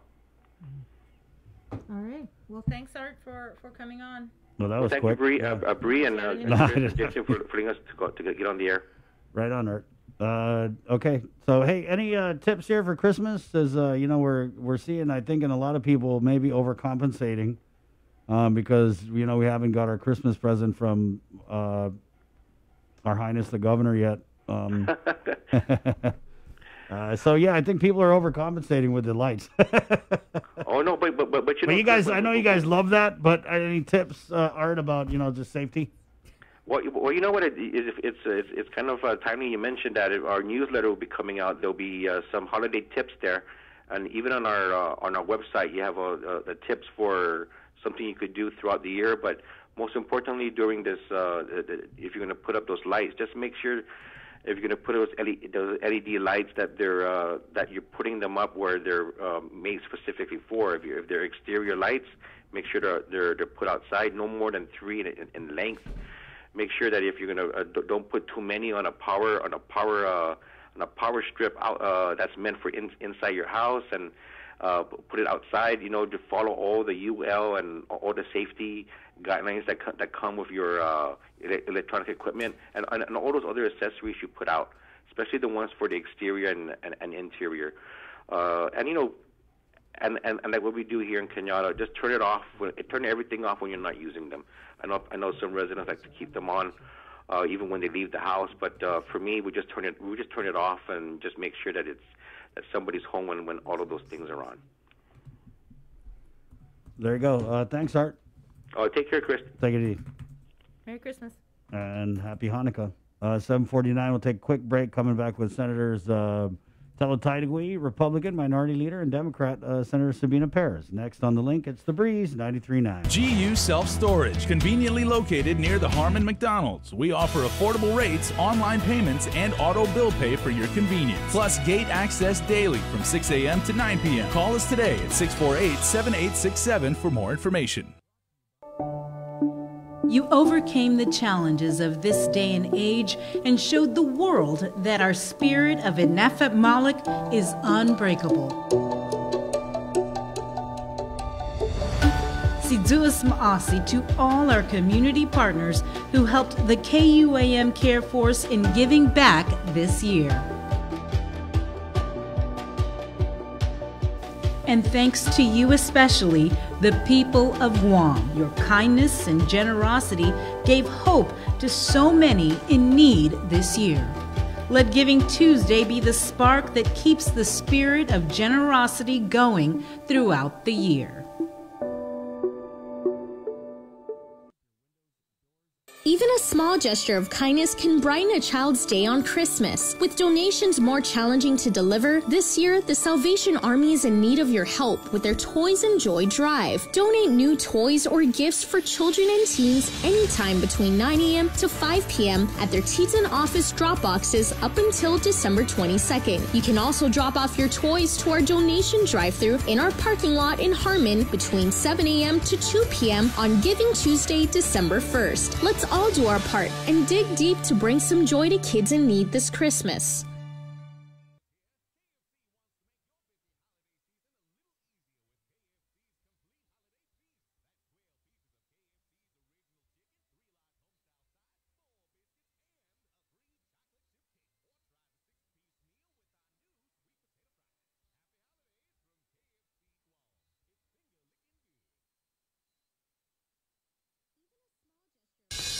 Holiday federal employees and annuitants, the open season is here. Calvo's Select Care offers a comprehensive on-island network, including GMH and GRMC. Our off-island provider network stretches across the Pacific, plus our partnership with United Healthcare provides over 1 million providers throughout the continental United States. Calvo's Select Care, healthcare that's always there for you. Federal employees and annuitants, enroll today. Let's get merry during the most wonderful time of the year by making spirits bright. KUAM and McDonald's of Guam want to highlight your decorations and lights by flooding the social media pages of KUAM with your videos and photos. Finish your holiday setup, then snap a few shots or a video of your delightful display and send it to us through social media or email them to promotions@kuam.com. Check out our posts every Friday or tune in to KUAM News Weekend Edition for a special montage of the submissions certain to be making spirits bright with every broadcast. Warmest holiday wishes from McDonald's of Guam and KUAM Communications. You're watching The Link with Chris and Sabrina on TV 11. Stick around because we're next on CBS This Morning. We got your 6. At 6 a.m. with The Link on Breeze 93.9 FM. Bree and I connect you with all the latest news and information you need to know to start your day. Then check back with Guam's news leader at 6 p.m. for the day's top headlines with KUAM News Primetime. From 6 a.m. to 6 p.m. and everything else in between with KUAM Digital, we got your 6.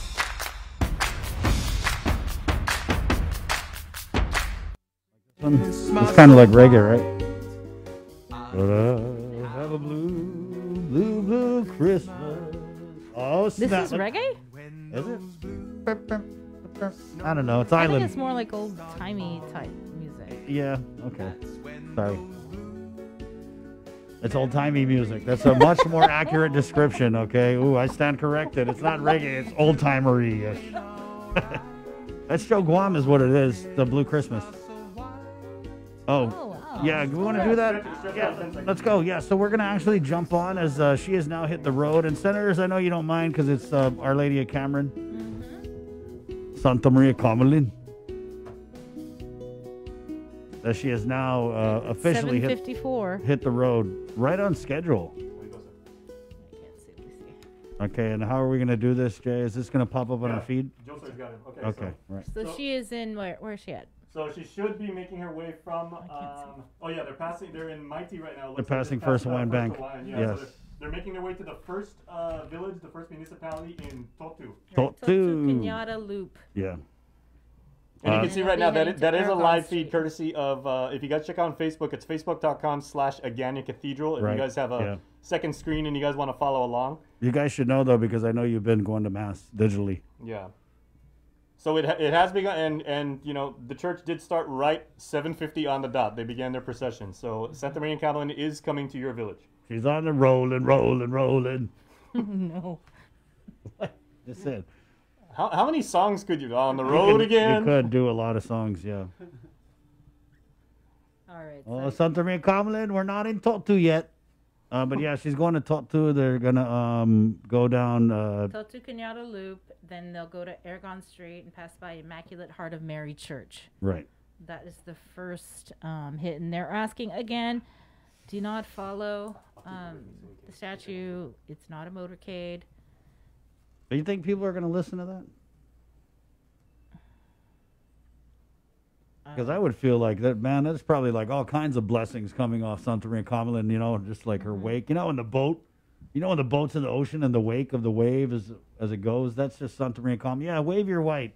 Mm-hmm. Guys, and they also said purple for Advent here as she's now making her way. They just passed Cars Plus. They just passed Cars Plus and Payless, heading up towards the intersection of the McDonald's there. And you know, you got to give it to the church too. That's a beautiful feed. They've actually got more than one camera. So first, and then look at that. You got cars in the center lane which are pulled over and they're flat. This is going to be emotional. Mm-hmm. They're high beaming and everything, like to show respect and to pay homage. That's wonderful.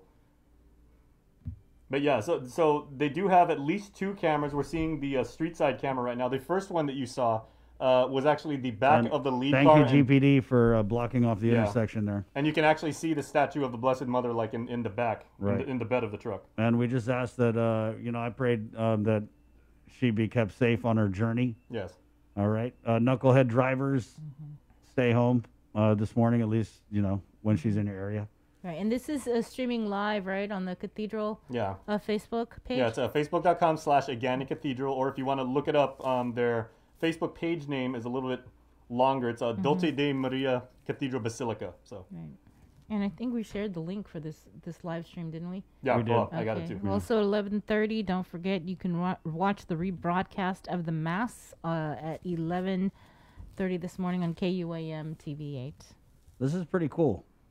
I wonder, though, if, when we get past this pandemic, if this will become something that they do as part of the celebration to honor Santa Maria Common, because I think it's a good idea, and you can only fit so many people down there at the procession. Maybe if our car score is that low when Christmas rolls around in another few weeks, maybe they'll bring the Nino around like that. You never know. Ooh, right? Virtual Amen of the Nino. There you go. Wow.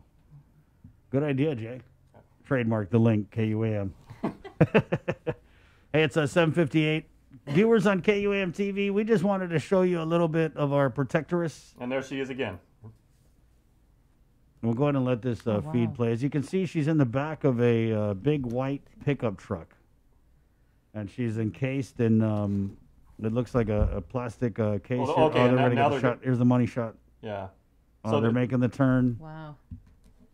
To Aragon Street. Yeah, okay, so DJ Joseph is actually, he works audiovisual for the Mongmong Church, right, sir? Right. Yeah, so they're turning at Aragon Street. Total Church. Yeah, and they're turning into where the church, the turn that everybody knows as the turn into Harvest, but basically you're making your way to the Total Church. Yeah, Joe, sir, right. I'm just going to get some video of you waving that, sir.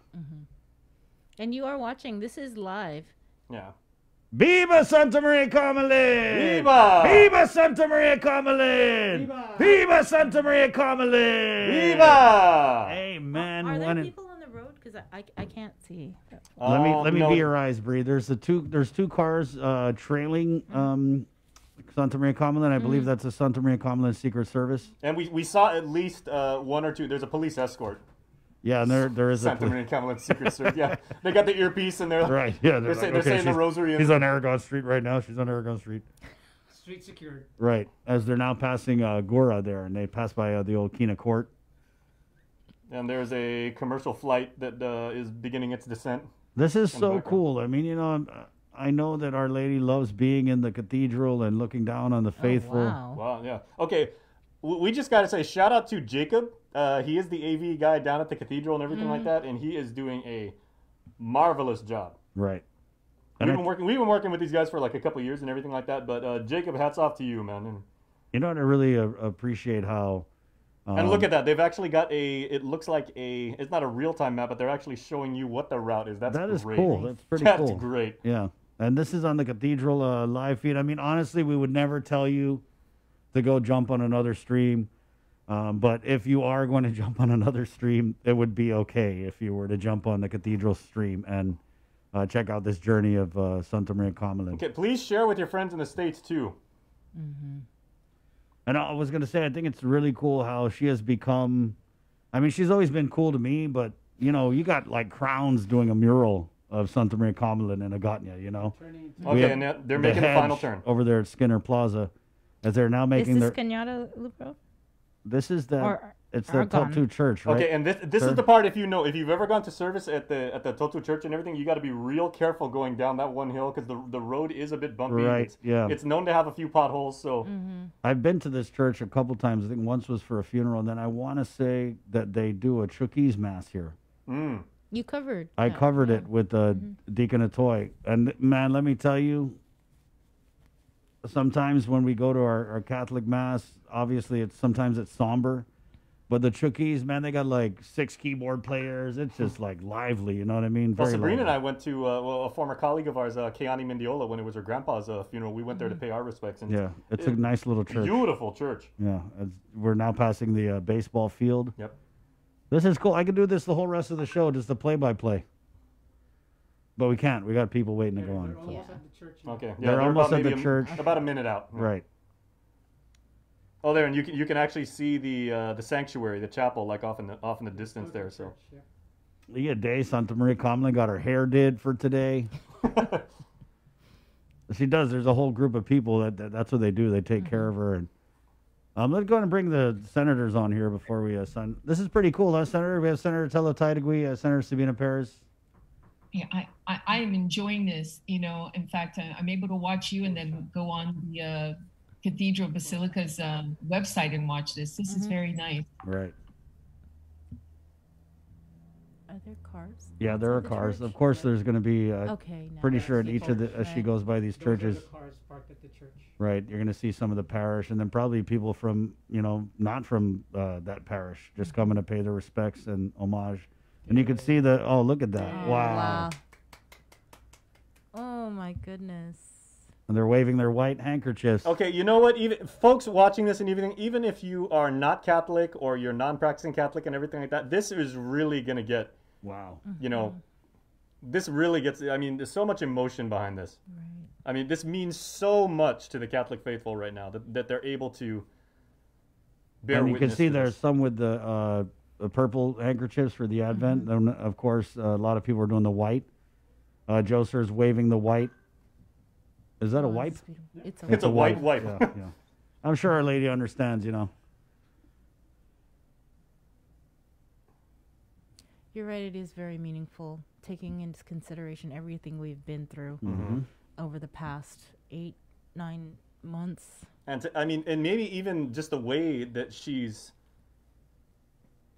now coming to the various parishes. Maybe it even means so much more because she is arriving to you. I mean, Right. Yeah.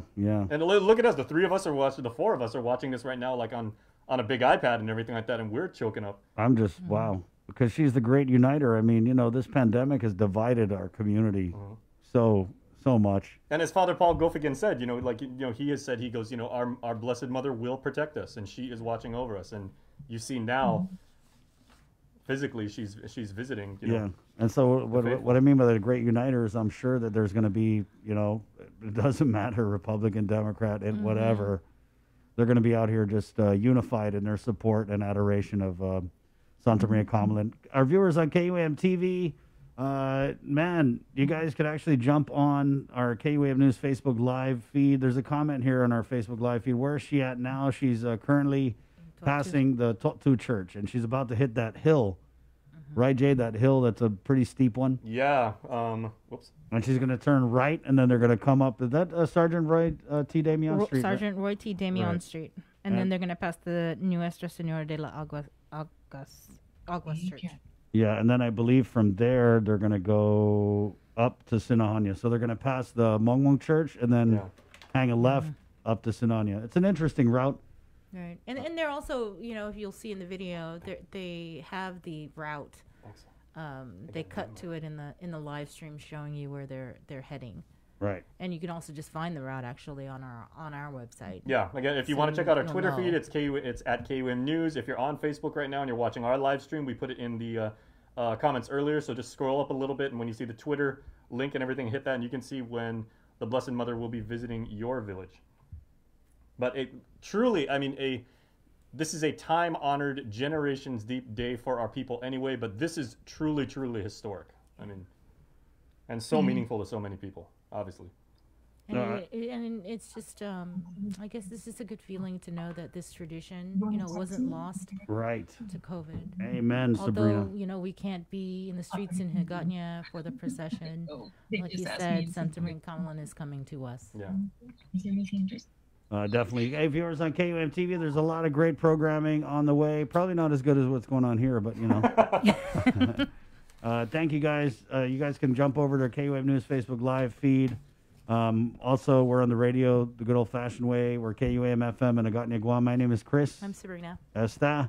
Adios. Viva Santa Maria Carmelin. Viva!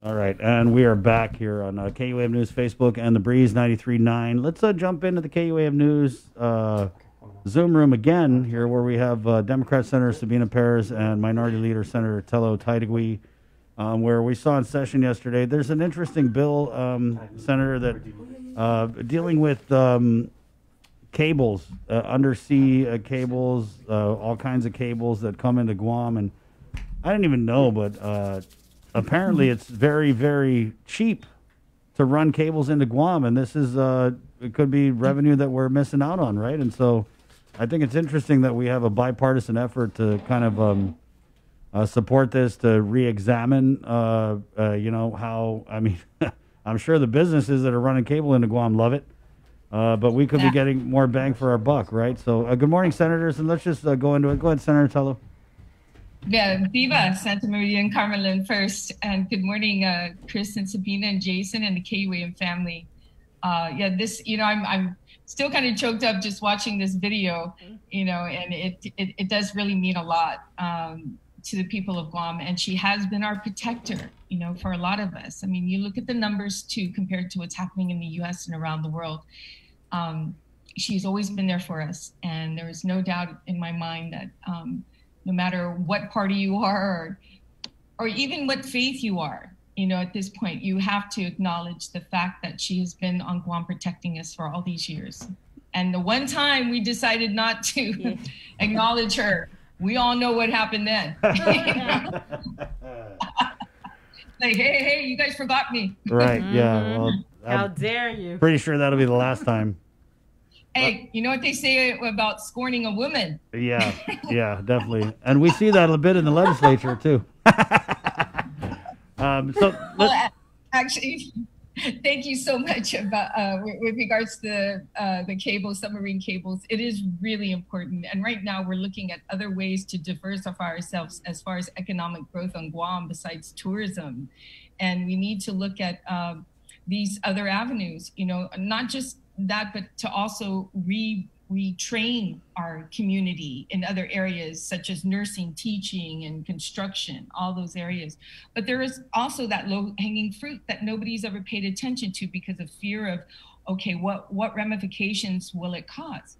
Well, Guam has not only been a strategic location for the military, but it has been a strategic location for telecommunications, and submarine cables. And I'd like to thank Senator Sabina Perez, who is the committee chair oversight and who helped with this bill. We worked together on it. We had 2 public hearings on it. Of course, we had feedback on the first bill, and that was not, some issues. So we corrected it and changed it up and turned it into a task force that would review all this information. We included people such as Reverend Tax Gita, who will be the oversight chair of this task force, as well as the University of Guam that can provide additional research and data that they've already been doing. So it's been, everyone keeps talking about this fiber optic cables, the advantages we have, but nobody's doing anything about it. So I think this task force basically codifies it, mandates it, that we put this together and discover it. And there's about 11 submarine cables in Guam coming into Guam right now.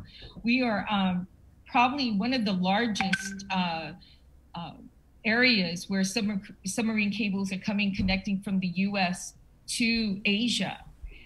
We're about number 2 in the Pacific. And we are so strategically located because of this seismic issues in the northern Pacific that Guam becomes really relevant when it comes to laying these cables.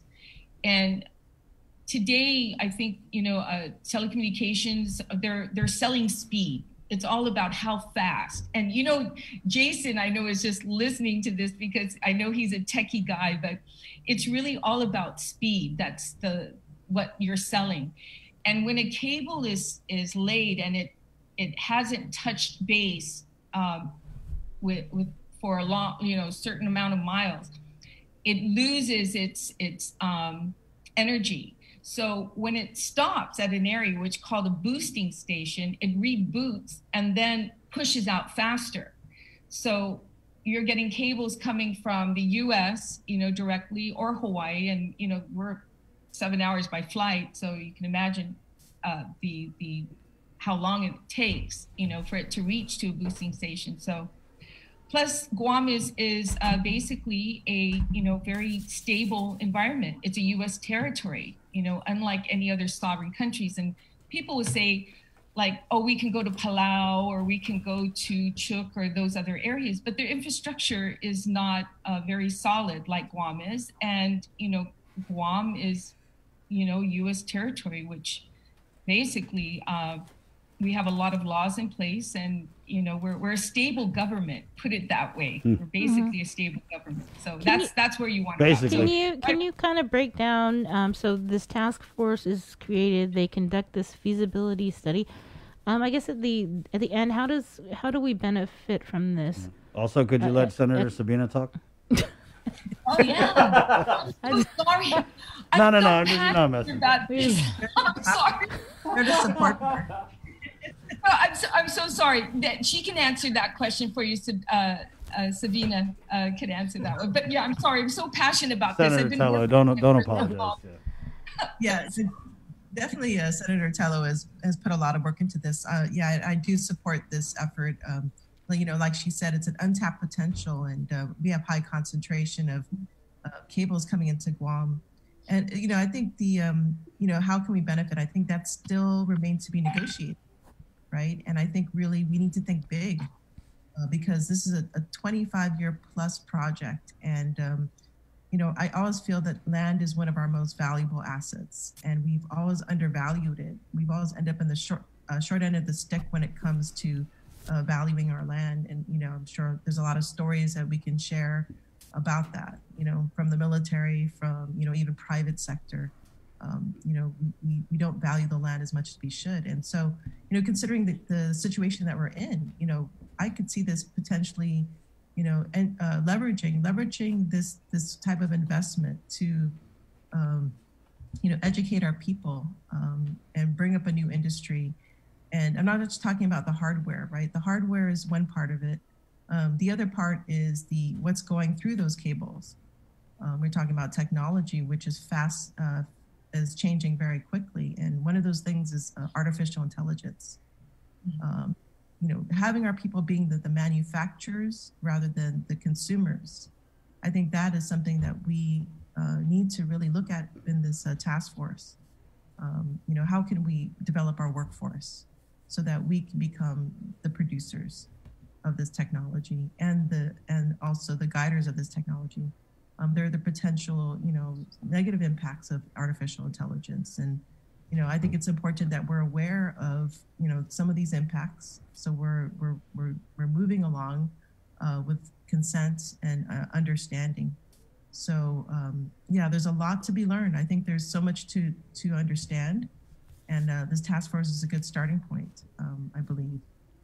So right. I think, imagine not just having internet service for everybody, but now developing an economy that, look at Singapore. Singapore is an island that doesn't have much resources, but its people and its position, its location are one of the most valuable assets. And I think, we can become like a Singapore where we are, producing and, an economic force to be reckoned with. So it's really, we need to expand our imaginations, and not only that, but also to work hard towards achieving those aspirations. What I was wondering is, Senator Tello, this is a great find, right? A way to kind of, and I don't know if it entailed you just kind of looking at a bunch of different areas, different laws, different policies that haven't been updated in God knows how many years. But I feel like it's a good way to kind of shake that revenue tree. Are you looking at other areas maybe that we might have overlooked where, some of these big off-island, multinational corporations are, getting a little too much of a break? Yeah, absolutely. And I think it's important that we also ensure that whatever we do in economic growth, that our environment is protected too at the same time. We don't want to bring things in here that's going to jeopardize our natural resources. But there's some areas, but like I said earlier, I think it's more of retraining our community and giving them incentives to go into areas other than tourism. And that is, because we've experienced what would happen if our tourism would fail us or nobody comes to Guam. So I think now's the time to realize that and the importance of it. So retraining by incentivizing individuals to go into the construction company, into healthcare, teaching, there are other areas on Guam that we can we can motivate people on Guam to go into. Well, yeah, and And it's not easy. Go ahead. It's not easy. You know, I might be able to say that, okay, we can all incentivize and put it in there. There's a lot of work that it takes to do that. I'm not, you know, it's not just saying it, it's actually getting up and doing something, finding a plan, you know, that would actually work to help individuals. Because women have a difficult time because they're usually at home taking care of their kids, you know. Sometimes you can't afford to go to school because you're working at this one job that you're on paycheck to paycheck to try and sustain yourself at home, you know, paying the bills, the rent, the power, you know, food, and you want to better yourself, but it's very difficult, you know, to do that. It's easily said than done. So what we need to do as a government is to assist those individuals to take that fishing pole, you know, and learn how to fish instead of just giving them the fish. Well, aside from Bill 56 moved to the voting file, Senator Perez, another one of your bills, 314, that was also moved to the voting file, right? If you could talk a little bit more about that. Sure. Yeah, the bill basically incorporates forest lands into the anti-arson laws or the arson laws. And so that would basically enable prosecutors to prosecute kind of wildfire, you know, arsons. And so this was basically produced or developed under the guidance of Bureau of Statistics and Plans, the Office of the Attorney General, and Department of Ag. They see this as very important to be able to prosecute these wildfires. And yeah, so basically, it was a bill that was developed by them and in support of them. And you know, over 6,000 acres are burned annually on Guam, and it's not only a threat to property and people, but also, you know, to our native ecosystem. You know, burns our endangered species, it burns our forests, but not only that, once the vegetation is burned, then it's more vulnerable to erosion, which also can destroy our coral reef ecosystems. And what was interesting about the when we had the public hearing, some of the testimony that was provided is that those that burn are doing it for poaching reasons. So they use it to burn to make the deer more visible, and then they can you know, catch them. But a lot of it, there was a connection to drugs too, because in the testimony that's provided, that some of the poachers are doing it to sell the meat to obtain drugs. And so that's in addition to the original bill that was introduced. So what I added into the bill was this restorative justice concept, where those that burn would have to provide service to reforestation, and that was recommended by all the parties at the public hearing. You know, every time they reforest, so basically every 3 acres that are burned, 1 acre survives. And so the amount of effort and money that goes into reforestation is about $75,000 per acre. And you know, I think it was important to connect you know, that restorative justice element to you know, maybe opening the eyes of those that are burning to how much resources are being wasted. So, you know, hopefully this would help those efforts. Yeah, I know it's you know, we're in the middle of a rainy season, but you know, it's, you know, as we know, you know, climate change is creating these patterns where there's large you know, floods. You know, it's basically our rain is coming down more in bursts, and that could definitely exacerbate the erosion issue. You know, when there's fires and after there are fires. I don't know, Senator, but planning ahead for arson during the dry season, during the rainy season, at least somebody's planning.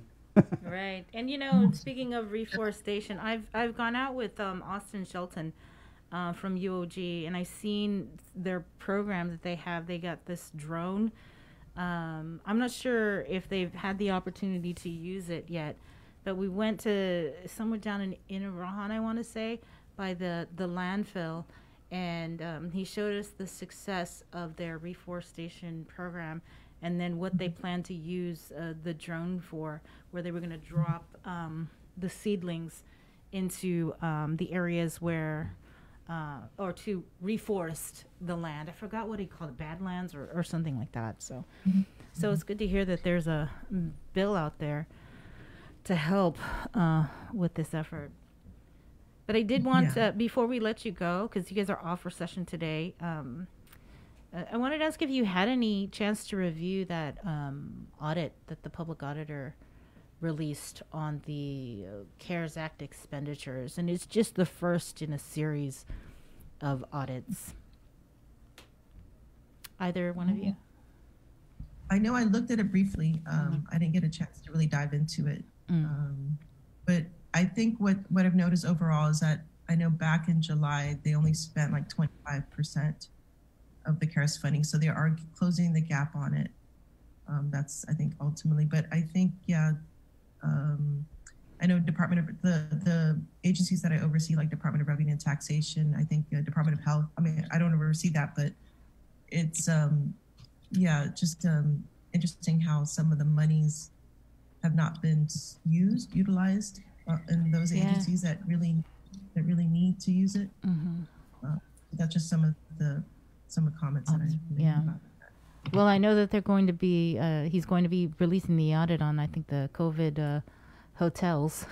So that'll be interesting to see what the findings are. Good Christmas read. Right. Senator Tydegui, have you had a chance to read the Part 1 audit? At least the summary I've had a chance to look at, as well as comments made by the administration after that audit came out. And then from there, I think they have to a inside auditor, that was created at Department of Administration, that's the reaction too. Besides their, comment, now they reacted to having another audit, which was very, should have been done a long time ago. I mean, she even put it in the executive order, they would have a third party auditor, with these CARES Act fundings. And it never came to fruition. And then now it took the public auditor to finally, point out the, indiscretion or the areas that were in question here. So, I'm glad they're finally putting something together, but it's kind of too late. We've only got 3 weeks to go to the end of the year. What are we going to do? Right. Yeah. And what are we going to do? Exactly. And are we going to, my biggest thing is make sure that we spend the money and we spend it correctly, on areas that's needed. Why still at this point that public health still didn't get as much money as that they should have gotten, only $3 million from what I gather is all they got from the CARES Act money from the 117. So it's really what did they say? A dollar short, dollar late. What is that? Day late, dollar short, I think is how it goes. Thank you, Chris. I knew you would know that one. There's a lot of useless stuff floating around in here, Senator. Thank you. We got to run because we got Lieutenant Governor on, but I definitely wanted to bring you guys on. I don't know if we're going to talk to you before Christmas. Merry Christmas. Yeah, I mean, I don't know. We could. If you keep causing trouble, we could, definitely. Senator Sabina, thank you so much. Yeah, thank you so much, Chris and Sabrina, for having Merry me Christmas. on the show. Senator Tello. I think we have Lieutenant Governor on if you guys want to say hi.